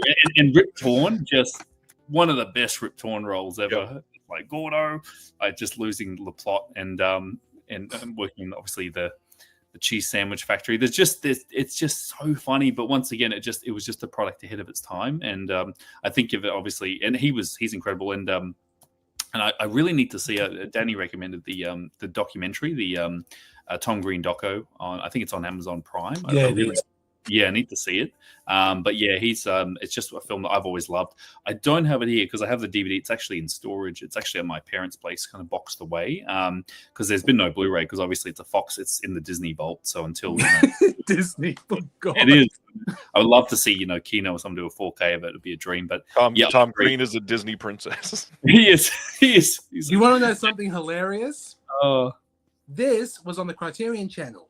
Yep. Really? I'm not kidding. I'm not kidding. It was on the Criterion Channel. Real work of art. It is. It is. And he trolled the studio system. Like, the fact they gave him all that money to do it. It's so I just want to point that out. But it was hated when it came out. But it has gained a reputation now of being a cult classic. So yeah. Oh, definitely. Like it only screened once. It only screened for one. It only had one midnight screening in Sydney, and that was it. Done. I didn't know it came out here in Sydney. Yeah, only one night at midnight. That was it. All right. So that was John's number 5, tied with mine. Tony, number 4, back to you. Okay, my number 4 is based on a novel by Harold Robbins, and it is considered. It was one of the craziest movies of 1983, and it also featured the acting debut of Ray Liotta, and this film is called The Lonely Lady with Pia Zadora. Now, if you haven't seen this film, you have to give it a go, because if you ever want to see a movie with the greatest piece of overacting in cinema history, this is the one. Pia Zadora as a screenwriter trying to get on top in Hollywood, and then, of course, the only way to get on the top is I don't want to say the quote on camera, but I will say, you can F everybody to get to the top. Yeah, that's basically the whole thing. Like, it's a very erotic movie, very, very sexual, it's nuts, and I can't explain how crazy this film is. And this release from Shout has 2 cuts. It has a television version and the original theatrical. And yeah, if you're curious to see something over the top and watching over the top acting, this is the one to watch. You have to give it a go. Yeah, this is my number 4, The Lonely Lady. Solid pick. Couch says I'm adding this to the watch list. Nice. You'll thank me. If you like watching overacting, you'll thank me. Definitely. Yeah, agreed. Super Troopers as well. Yeah, that's a lost art form, those sort of comedies. We don't get them anymore, but that's they couldn't be made today. I'll say that as well. I'm gonna go out on a limb on my number 4 then, because I think a lot of people still hate this movie, but I don't know why. This movie just hit at the right time for me. 1999, known as one of the best years of film ever. One that you don't hear referenced a lot is Wild Wild West, starring Will Smith. And this movie is fun at the very least. You've got a Barry Sonnenfeld direct movie with Will Smith and Kevin Kline that is steampunk through and through and has ridiculous set pieces, some awful dialogue, but it is an actually 1 second. Yep, I gotta say something. Oh God. What do you have for Wild Wild West? I don't know. This movie is fun. It is hilarious. It is, the one of the last of that realm of we're putting out a movie, so we need to write a song for the movie and have it be a number 1 hit. And man, did Wild Wild West make a big hit on the Billboard.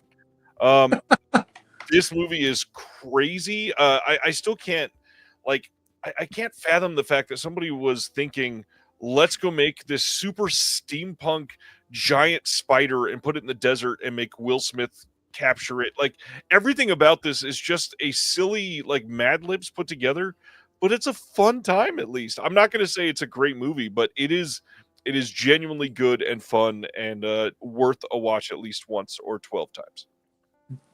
I loved it when I saw it. because I saw it in the cinema and I had a blast. But Nice.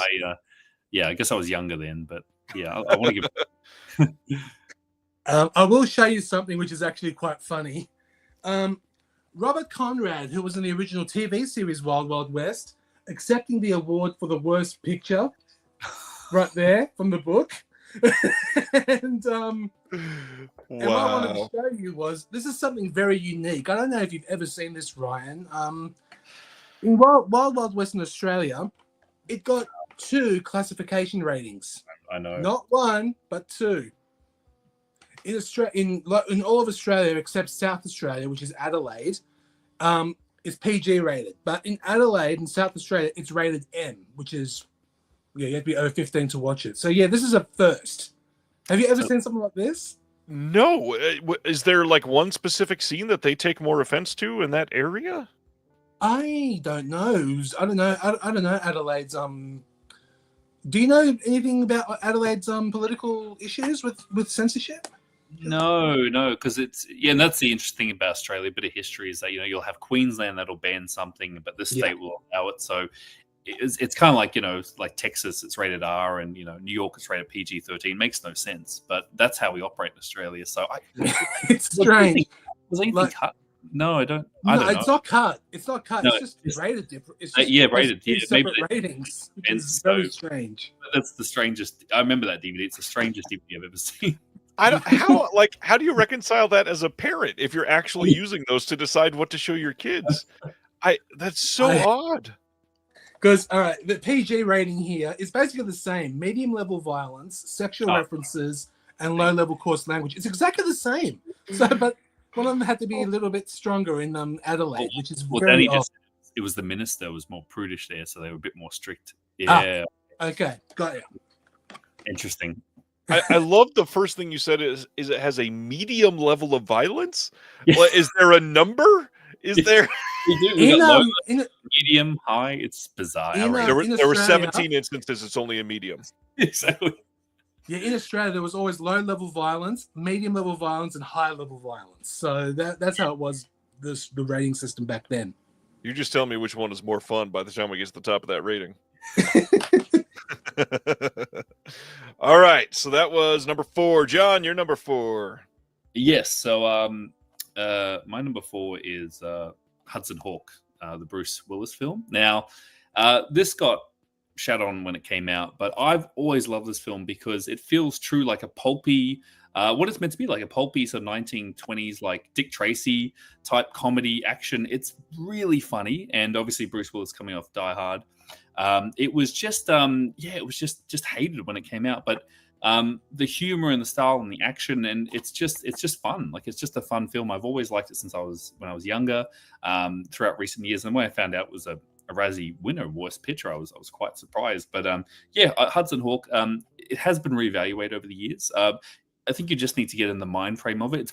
It's meant to be campy and silly on purpose. Like the way they talk, it's very, very 1930s type dialogue, like very campy and silly and just comical. But massive bomb when it came out, was really hated. But if you like sort of comic book type movies, this is as close to a real life comic book type action type film. So Hudson Hawk I've always liked, and I do recommend it. This is the UK release, but I think there is a US one as well. But yeah, I've always loved this film. This is not a bad movie. This is a good movie. This is Bruce Willis, like, not at his top, obviously, but it's certainly not even on the middle tier. Like, this is getting there as like one of the more fun ones from his filmography. Yeah, absolutely. I haven't seen it in years, but I remember not being bored by it. I was highly entertained about the whole thing. It's just fun. Yeah, it's just fun. Yeah, it's campy, pulpy fun. So yeah, I have to defend it. Yeah. Definitely pulpy. All right, number 3 there, Tony. Okay, but before I start on number 3, I forgot to show you this. Tom Green winning Worst Picture and Worst Director. Well, he has a basket full of raspberries. Wow. And for his acceptance speech, he just did a harmonica solo. That's all he did. That's all he did. Just play the harmonica for his acceptance speech. And that I thought was fun. Now, number 3 is going to be a controversial one because it is considered one of the most hated movies ever made. And I admit, I think it's terrible. I think it's one of the worst films I've ever seen. But I can't help but watch it because it is so freaking hilarious. From 2000, Battlefield Earth. I know you love it. I do. I'm not ashamed to admit it. I think it's definitely bad. Don't get me wrong. I think it's horrible, but it is so funny. It makes me laugh so much, and I have to put it in my top number 3 for sure because the dialogue is just crap. The cinematography is just amazing to look at. Not the all Dutch angled crap. The whole movie is just crap. That's basically the best way to say it. But for me, it's hilarious. You can't not. I just love it so much because it's so bad. And also here for the Razzies book, they're interviewing a toy turtle from John Travolta. That's how silly it is. Oh man, it is so bad. Here we go. A TV crew interviews a 9-inch turtle action figure at the 21st Razzies. Really? Can't take that seriously enough. But yeah, this is definitely my number 3, just mainly for laughs alone. I know it's a terrible film, but just for laughs alone, this is definitely my number 3. Remember at your place that night, you put it on and you showed it to someone who'd never seen it before, and they were just, I don't know what to say. They were just. Have you seen a movie worse than this? And they go, oh yeah, I've got a movie worse than this, and I showed them this, and they were just shocked. It was crazy. This movie is it's something. Oh yeah, it's something, definitely. All right, so my number 3. This is one that I'm scrambling a little bit because I didn't want to have too many crossovers, and Hudson Hawk was on my list. So I'm gonna jump in here with another one that is this could be like number 1 on many of these lists, and I fear that one of you two will probably bring this up as well. But I'm gonna get it off my desk for now at least. Showgirls never should have been a Razzie winner. Showgirls is. If you, I don't know, what's the best way to say this? Like, if you've ever paid attention to Paul Verhoeven, this was never meant to be taken at face value. This was never meant to be taken as serious, realistic storytelling, and more of everything is camp to the nth degree. This is such a misunderstood borderline masterpiece for what it was doing, and the fact that they argue that people didn't understand if they were making that kind of a movie a real movie. Bullshit. Like, they're on set with Paul Verhoeven, who is going to make Starship Troopers in a way that is a better version of this in a way, because it lampoons so much into one thing. But yeah, Showgirls is a masterpiece in such a unique way. You got to watch You Don't Know Me. You got to dive into the culture, let it wash over you, and just enjoy it. It is a great time. Showgirls, highly misunderstood, still super underrated, way overhated. Great movie. And as you said, Ryan, if you said Paul Verhoeven didn't know what he was doing, he knew what he was making. He showed up and accepted the award for worst director, so he knew what he was. So he knew what the movie was about. Right. But yeah, I'm going to go a little bit further into Showgirls. Trust me, because that is in one of my top very soon. You'll see soon. Excellent. All right then, number 3 for you, John. Yeah, my number 3. It's kind of another one that it's always been a guilty pleasure of mine, because it's just a cheesy, erotic, not really thriller, but erotic film, Indecent Proposal. And the fact that this got a 4K from Kino really amazes me. It's all-star cast. Robert Redford, Demi Moore. Speaking of Demi Moore, just off the substance, Woody Harrelson. Basically, the whole concept is, would you let your wife sleep with me for $1 million for one night? And it kind of creates a sort of tension in their marriage. No, Woody Harrelson, yeah. Show me the suitcase. But Demi Moore, and so obviously she has to sleep with Rob Redford, and Woody Harrelson kind of goes along with it, and it's not terrible, but it's so entertaining, and it's just like cheesy. It's during those steamy sort of 90s films of the time. I've always liked it, and the fact that you got a 4K. I just remember seeing on TV many years ago, and it kind of stuck with me, and I've seen repeat viewings of it, and it's just fun. It's once again just sort of cheesy, adultery.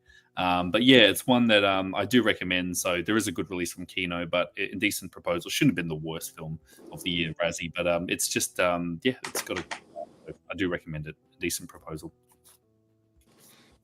Yeah, I do like Indecent Proposal as well, because that film was nominated with He got Best Actor too, didn't he? Woody Harrelson. Yeah. Yes. Woody Harrelson did get Worst Supporting Actor. That's right. But yeah, with this and Worst Screenplay. But yeah, but for the Worst Picture that year, Body of Evidence, Cliffhanger, Indecent Proposal, which won, Last Action Hero, and Sliver. There's one I think that definitely deserves it more than Indecent Proposal, and that to me was Last Action Hero. I didn't like that one at all. I'm sorry, but Sliver is definitely up there as well. And Body of Evidence, that was another fun one. Sliver, another one that as well on 4K. Good God, I know. I will stay quiet for now about Indecent Proposal. We'll talk about that in a minute. Okay, no worries. Number 2 for you there, Tony. Okay, number 2, and this is the second film that won Worst Picture from the Razzies, and that is the cult classic Mommy Dearest. That's my number 2. I saw this very late in life. I saw it like the first time 10 years ago. And I've just fallen in love with it because it was just, I love watching movies from the 40s, 30s, 40s with Joan Crawford, Bette Davis. But with Joan Crawford's films, some of it are amazing, like, of course, Mildred Pierce and, of course, other titles. But I didn't know much of her life back in the time. But when I saw this film for the first time, who would have thought a film about child abuse be so bloody entertaining? I don't mean it, and I don't mean that in a bad way. But the way it was directed, the way it was made, because it's definitely a camp film, one of the campiest films ever made. Faye Dunaway's performance was a little over the top, which is definitely an understatement. But yeah, I never knew that Joan Crawford could be such a monster. But yeah. Yeah, and Britannia Alder, who plays Carol Ann, the maid, I'm actually friends with her on Facebook. We actually talk quite a bit about Mommy Dearest, and she wrote a book about the making of it, and apparently Faye Dunaway was hell to work with, which actually would not surprise me. Nope. Not in the least. It's the character. No, it does. It does fit the character, and of course Faye Dunaway has a reputation of refusing to talk about this film because she says this is the movie that ruined her career, which I don't know. In some ways, it kind of revived her career, especially with certain cult film fanatics and everything else. But yeah, like for me, it's definitely one of the most unexpected comedies ever made. And yeah, with Mommy Dearest, this is definitely one of my this is my second highlight from my top 5, definitely. This is a great movie. This was almost on my list as well.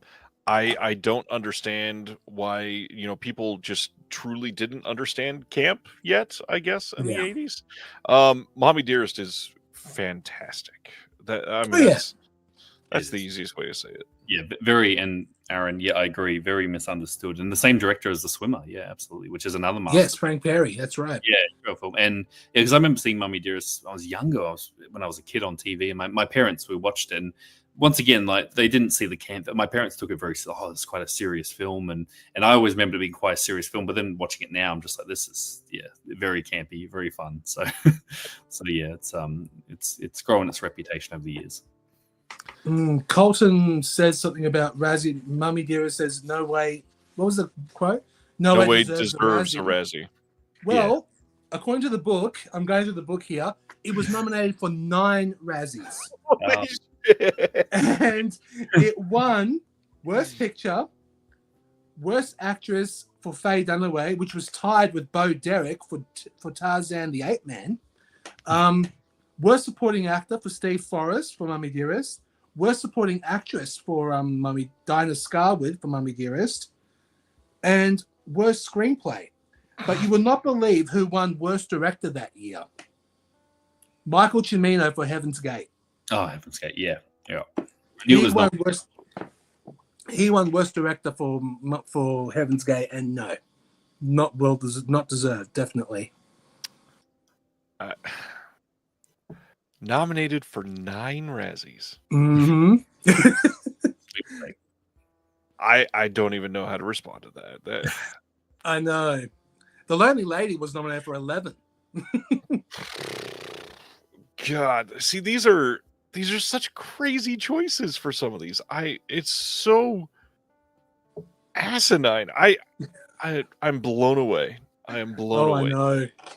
Just culturally back then, yeah, it's just very different how they perceive these films. Yeah, for sure. All right, so my number 2, I'm breaking my own rule because I said that we were going to come on here and talk about movies that won the worst movie that are good. This movie is not good, and I know that. It is so much better than its immediate reputation was led to believe. The Love Guru, Mike Myers, is not the worst movie ever made. It's very bad, and it's very in poor taste and sometimes and not great. But there are some scenes that are laugh out loud hilarious.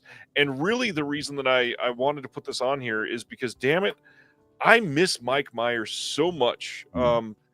Comedy genius in so many of his SNL skits, comedy genius in Wayne's World. I even loved the Gong Show that he did a couple of years ago.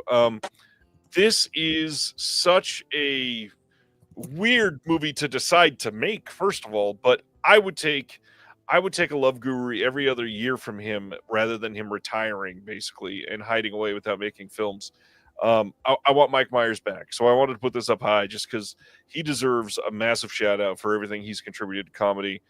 This movie it's again not great, but way better than the scores that it got at the time.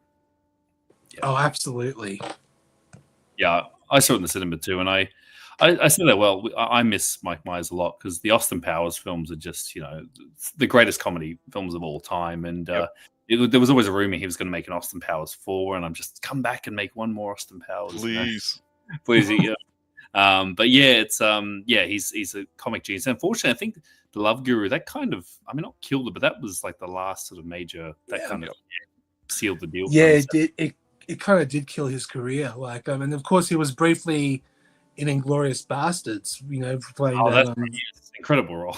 In that small but actually quite good role. Ryan, it did win Worst Picture. No, that's not what I'm saying. I was saying it's not actually a good movie. Yes, I know it won Worst Picture. That's the rule that I'm breaking. It's not. It's truly not a great movie, but it is. It is so much better than its reputation. So I guess it's an overhated movie more than it is a very good movie. I think on Rotten Tomatoes for the longest time it had like a 2% or something like that. This is at least like a 30% film. It is so much better than that. Oh yeah, it is. Yeah, and I think it was just it was very hated. I remember. Yep. Yeah. All right, John. Second place. Same place. All right, so we'll go into all right, so why not? Synergy is better than Battlefield Earth, at least. Yeah, I agree. It's better than Battlefield Earth. I don't have the I don't have this on Blu-ray, but I do have a DVD, but it's once again in a storage box. And now this was a tie. This is The Adventures of Ford Fairlane. So I'm just going to show it there on my phone. This, I think, is a really misunderstood film from Rennie Harlan, of course, which is an amazing director. Obviously, did Elm Street 4 and Cliffhanger, a number of great films. Andrew Dice Clay, so you have to get his humor, and I think that he was he was cancelled at the time, like Andrew Dice Clay. I think that didn't help when this film came out, but this is a fun, just hilarious film that I've always liked. And once again, it's meant to be campy. It's meant to be pulpy. Great soundtrack. He's a rock detective. You've actually got, Robert Englund shows up, Freddy Krueger, because obviously the relationship with Rennie Harlan. But yeah, just that was unfairly really hated. And Andrew Dice Clay as well at the time. But I think there was a Blu-ray. There was an Anchor Bay one that's long out of print. I never got it. So I'm hoping someone re-releases it. But yeah, it should not be that hated. The Adventures of Ford Fairlane is just a very funny film. And it was but yeah, I will defend it. I find it just hilarious. Maybe I like his style of humor, but yeah, you've got to kind of get in the mind frame of that sort of humor. But yeah, I will defend it as well. But I've always liked it. I'm a big fan of it. The Dice Man. I've never seen this one. Yes. I need to see this one for sure. Yeah, it's great. I'm hoping someone gives it. I hope. Oh, it's a Fox film. Okay, that's why it's in the Disney Vault. Damn it. Yeah, I saw Thor when it came out in 1990, I think, or 1989. And I hated it when I saw it, but I didn't get it at the time because I was like 12 years old. Yeah. But when I was older and watched it, I appreciated it a lot more because Andrew Dice Clay's humor back then was definitely ahead of its time. But it's definitely, I do like this one much more now than I did back then, for sure. And that's the thing about the Dice Man is that people always got his humor. They thought that was him, but he's just a character he's playing, and he's so they thought he was this misogynist and all this, and he was really kind of it's quite interesting. But it's good to see him show up in films like what was the show recently, the Lady Gaga and what was I think he played her dad. The House of Gucci. Not A House of Gucci, sorry. No, A Star Is Born. Star Is Born. Sorry, yeah. I'm like, it's the Dice Man. So it's good to see him show up every now and then. But yeah, just I think it's he's very underappreciated. Yeah. But also with Dice Clay, he came back. I think Woody Allen brought him back with Blue Jasmine. That was his performance was great in Blue Jasmine. That he can do serious roles too. Everything. Yeah, exactly. Yeah. Yeah, Barry, I just mentioned it. Yeah, Blue Jasmine. He's in that one, and he was fantastic. And this was a tie, wasn't it, Tony? This year there were two worst pictures for this. It was a tie. Yes, I think it was tied with. Oh, great! I didn't realize I was using a book for this, which is fantastic. Sorry, everybody. I love it. Sorry about this, everybody. It was tied. Oh, here we go. It was actually tied with one of my honorable mentions. Ford Fairlane was tied with Ghosts Can't Do It. I know. This deserved the Razzie more than Ford Fairlane. Yep. Wow. All right. I need to see this one big time. You should. That brings us to you, Tony. Number one. Okay, but before we go. Okay, I was going to say I think we know what it is, but I'm eager. We know what it is, but I'm just going to mention a couple of honorable mentions for sure the Razzies. Bruce Willis, Color of Night. That's one of the this is a crazy erotic thriller, but this Blu-ray from Kino actually has two versions of the film. There's a 122-minute theatrical version and the 140-minute director's cut. The director's cut is fantastic. The theatrical version definitely deserved the Razzie. Big time. It was terrible. But the director's cut actually makes sense. That's probably the best way to say it. And my last honorable mention is another double, Bolero and Ghosts Can't Do It. It's basically the same movie made twice, and with Bo Derek and directed by her late husband John Derek. These films are just freaking awful. They are so bad, but you have to admire them for how they were canon. Weren't they canon films? Canon. Bolero was, but not Bolero was a canon film, but not Ghosts Can't Do It. Yep. And my number one movie, as Ryan mentioned earlier, is Showgirls. Now, I really wanted to see this film in 1995 when it came out theatrically, but I was only 16 years old. But in Australia, it's rated R18+, which of course, this is NC-17 from the US, and I was only 16. And a group of friends and I, we bought tickets to see Pocahontas, the Disney film, and we wanted to sneak in to see Showgirls, but we got caught and we ended up watching Pocahontas instead, which is a real shame. But ever since I saw it on VHS, I was obsessed with it. I thought it was one of the most craziest dance movies I've ever seen, and it's just, and some of the dialogue is just hilarious. But me, 16-year-old, the main reason why you want to watch Showgirls is because of the nudity. There's a lot of it in the movie, but all in all, but now when watching it when you're older and wiser, you have to appreciate the balls it took Paul Verhoeven and Joe Westerhouse, who wrote the screenplay. It took for them to make a movie like this because they knew it was not going to be a masterpiece like Basic Instinct was back in the day. They wanted to push the limits over Basic Instinct, which they kind of did, but it backfired in a way because it was just got a bad reception, and ever since then it's became one of the greatest cult classics ever made. And I absolutely love this film, big time. And Ryan, what did you say earlier? You can't hate this movie. It's just too good. I mean, even like break down individual aspects of this, like Kyle MacLachlan alone. Like there's so much that is just, you gotta love it in this movie. You got it, absolutely. And of course, Gina Gershon, she knew what she was in for. She knew what she was in for. She overplayed the bitchy role, Crystal Connors. She knew what she was in for and had the time of her life. You could obviously see it in the screen, but I felt bad for Elizabeth Berkley because it ruined her career, and for many years she refused to talk about it. But now she appreciates it more because she's now in for it, which is great. Right. In on the joke. Any other thoughts on Showgirls, John? Oh yeah, I love it. I've once again, it's just one that was just misunderstood. Yeah, and obviously being a big budget NC-17 film, I think the controversy around it at the time as well. And Verhoeven, you have to get a sense of humor. Like, RoboCop's funny. Like, his films have humor. I don't think people were expecting something, maybe much more serious or more controversial. But it's a big budget camp fest. But everyone, it's like they're winking at the camera. They all know. So I love it. And I know Tony's a massive fan, and I'm a huge fan. I know, and Tony will go to a screening if there's a screening, or you'll have a movie night at yours with Showgirls.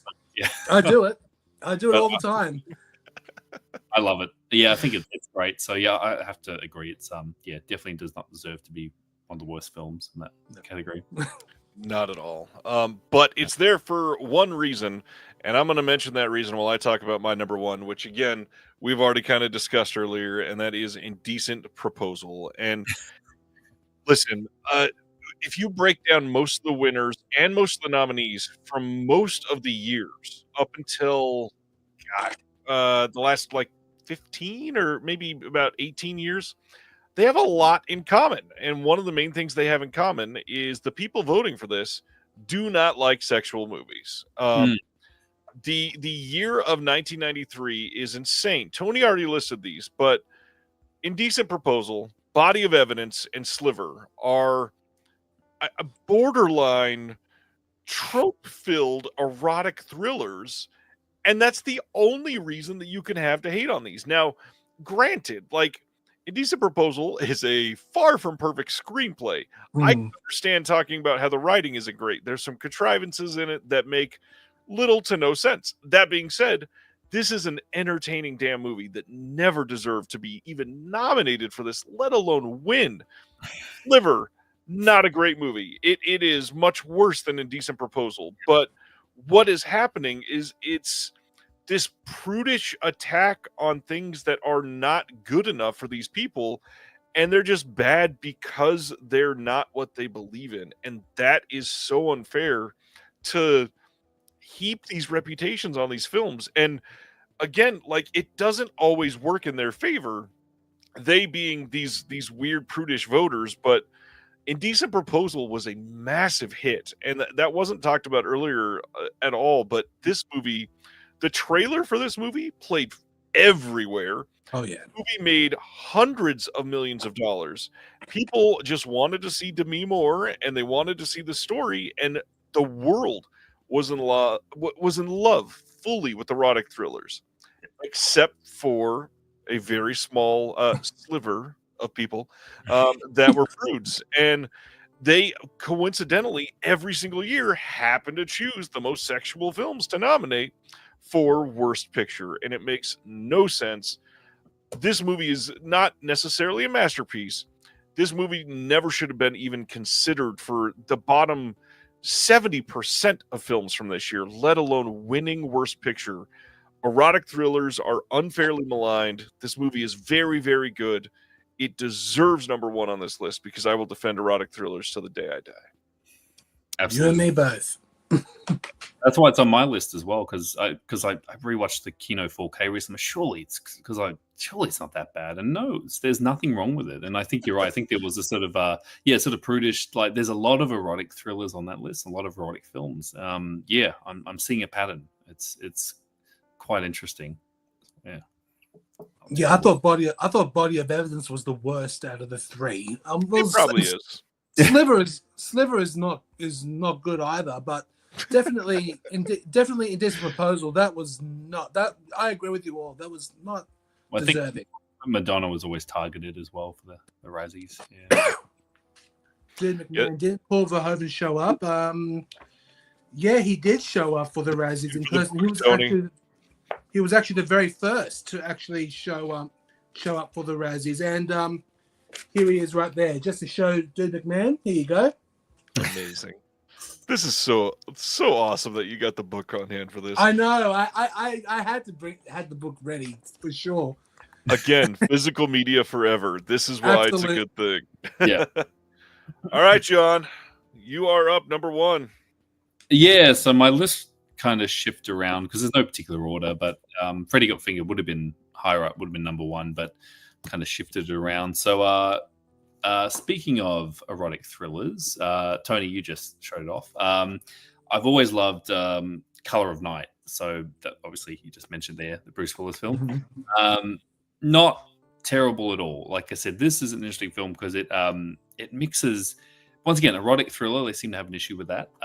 But it's about a psychiatrist whose patients are being kind of killed off one by one. He's having sort of a steamy affair, but it's really violent and it has almost sort of giallo elements. And this is a mainstream sort of, Hollywood pictures, Buena Vista, Disney essentially sort of film. And Bruce Willis, like I said, it's not terrible. Once again, I always say it's entertaining. That's why I like this film. It's an entertaining film. It's cheesy fun. Look, it's campy. There's a lot of good action sequences.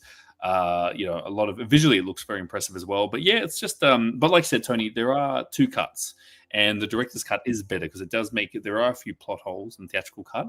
Obviously, that was the one that was nominated against, but even the theatrical cut's not terrible. I've seen worse. So I've always had a soft spot for Color of Night just because it's a big budget, erotic thriller with some pretty extreme violence, surprisingly.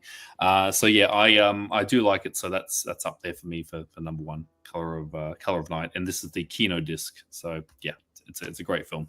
Is that Kino disc in print still? I believe it is. Yeah, I think. This is because they had a deal with obviously a lot of the Hollywood picture titles. I think they may have gone out of print now. I think possibly. I'll just have I could be mistaken.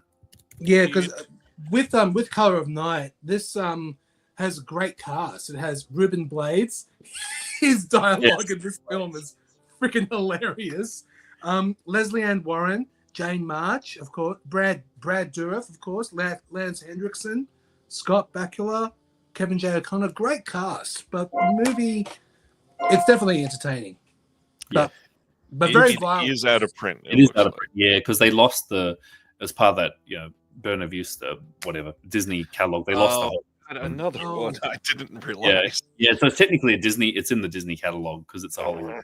So, Hollywood Pictures. Yeah, it is Disney. Yeah. So if you did pick up, Kino did release. They had a pretty good deal. They released a few of them, but they're all gone out of print now, sadly. Yeah. So I'll hang on to this until. Yeah. I don't see Disney giving us a 4K anytime. Don't know if that's going to happen, but it would be good if it did. Yeah. No. These are 5, some crossovers, so I can't say very different lists, but 5 lists of just some very overhated titles. A lot of this is just so unnecessary.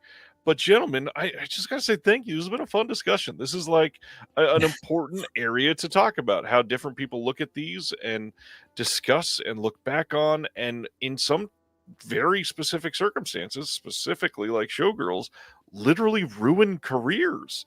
And it's not just with the Razzie necessarily. I'm not putting it all on that, but with the overall response to a specific film and performance. Agreed. Like with Showgirls, as you said, like it ruined careers, and also with Mike Myers, the Love Guru, that ruined careers also. Yeah, Madonna. That's right. Yes, a lot of. But I will show you one more thing because I want to show this to Zombie Ate My Arm. He said something about Madonna. Here's Madonna's cutout winning for Swept Away. Cutout. Oh, that's hilarious. You can't take this serious. You gotta love this. And oh goodness, like of course Brian Helgeland was also there, winning for worst screenplay for The Postman. The Postman, yep. That was another bad film, but I didn't like it, so that's why I didn't say anything. And oh, here we go. Some people here singing the song "A Whole New Worst." That's a rip off for A Whole New World. And oh, here we go. Worst actor of the decade was presented by Divine Impersonator. Bill Cosby accepting his awards for Leonard Part 6. Oh, good lord! This book is insane. I love it. That's terrible. It's just incredible. But yeah, oh, I'm glad I showed you this book. This is great. Yeah, that was perfect. Don't pay much attention to Razzie anymore. Oh, well, I do. So. What's an interesting thing to look at is, I kind of alluded to it a minute ago. It seems like the last 15 years-ish, they're more accurate. There's not many from that time that I truly disagree with. They're actually picking pretty bad movies nowadays. So it's nice to see that. Yeah. Jack and Jill, come on. That was nominated for 10 and won all 10. That was well deserved. Well deserved. Nominated for 10 and won 10. That's impressive. Very impressive. Well, gentlemen, thanks for doing this tonight. Anything you want to shout out or give anybody a chance to go follow you anywhere else? Yeah, I will say for Imprint Cast listeners, I do apologize for the delay. New episode is coming out Monday morning Australian time at 9 a.m. So we are back, and we have a great lineup happening. And of course, you can follow us on the Imprint Films Blu-ray Collections fan group and Imprint Cast Facebook pages, and of course, follow the Imprint Cast and Indicator Cast podcast on Spreaker as well as other formats. And of course, it's a part of Someone's Favorite Productions, which is Ryan's company, which we are grateful for. Ryan, thank you. Happily. I will highlight too, one of the best Facebook groups out there. Everybody needs to go, if you're on Facebook still, go be a part of the Imprint Facebook group. It is a welcoming, exciting, uplifting just group of people, and it's not just it's 94% Imprint, but some people share some other stuff in there too. It's mostly just people that love movies. It's a great time. You guys do a great job with it, and the live streams are fun. It's always a good time, so thanks for doing it. Well, now that we got the new bundle, John, we will be doing a live stream soon. Yeah, probably next week we'll do it next week. Yeah, it's the same. You can find me in the Imprint group as well. Same with Imprint Cast. I also, like I said, we do have Indicator Cast. We're going to reboot that soon. There is the Indicator group as well. That's another group that I'm an admin in. You're really great. Once again, discussion of film. There are some other groups I'm on, US-based labels I won't name, but they're quite negative. Some of the comments and some of the things I see. But we try and keep it positive and just a great film community. So you can find us on the Facebook groups. We're around, me and Tony. Incredible. Thank you all for watching. This has been a genuinely fun and engrossing conversation. Don't forget Oscar stream on Sunday. If you want to come be a part of it, we'll be here for many, many, many hours. We're going to show up probably about half an hour before showtime to get everybody warmed up, and then we'll be there all night. Next Thursday, we've got KB stepping in for Will until Will gets here, and then the two of them will double team it the rest of the night. Going to be a good long show next week, I'm sure. It's the first week of the month, so many more announcements than we had tonight. If anybody out there ever has any questions, as usual, reach out to me. Happy to help. If you're needing to source something, have a question why something is there. The other thing I'll throw out there again, the Discord through the Patreon, if you ever want to consider it. Really great group, and sharing places that we find stuff that's out of print online, good deals that we find, anything. You can check that out, patreon.com/thedisconnected. Link in the description. And on that note, thank you again, guys. This has been incredible. Absolute pleasure. Thank you, Ryan, and thank you everybody for watching and listening. Yeah, thank you. Had a blast, and it was great conversation and very, very funny as well. So yeah, love to hear that. We'll see y'all next time. Have a good week. Be safe. Thank you for watching The Disconnected. On the way out, make sure that you are subscribed to the channel, that you've liked the video, and that you've copied the link to be able to share it with someone else that may appreciate this.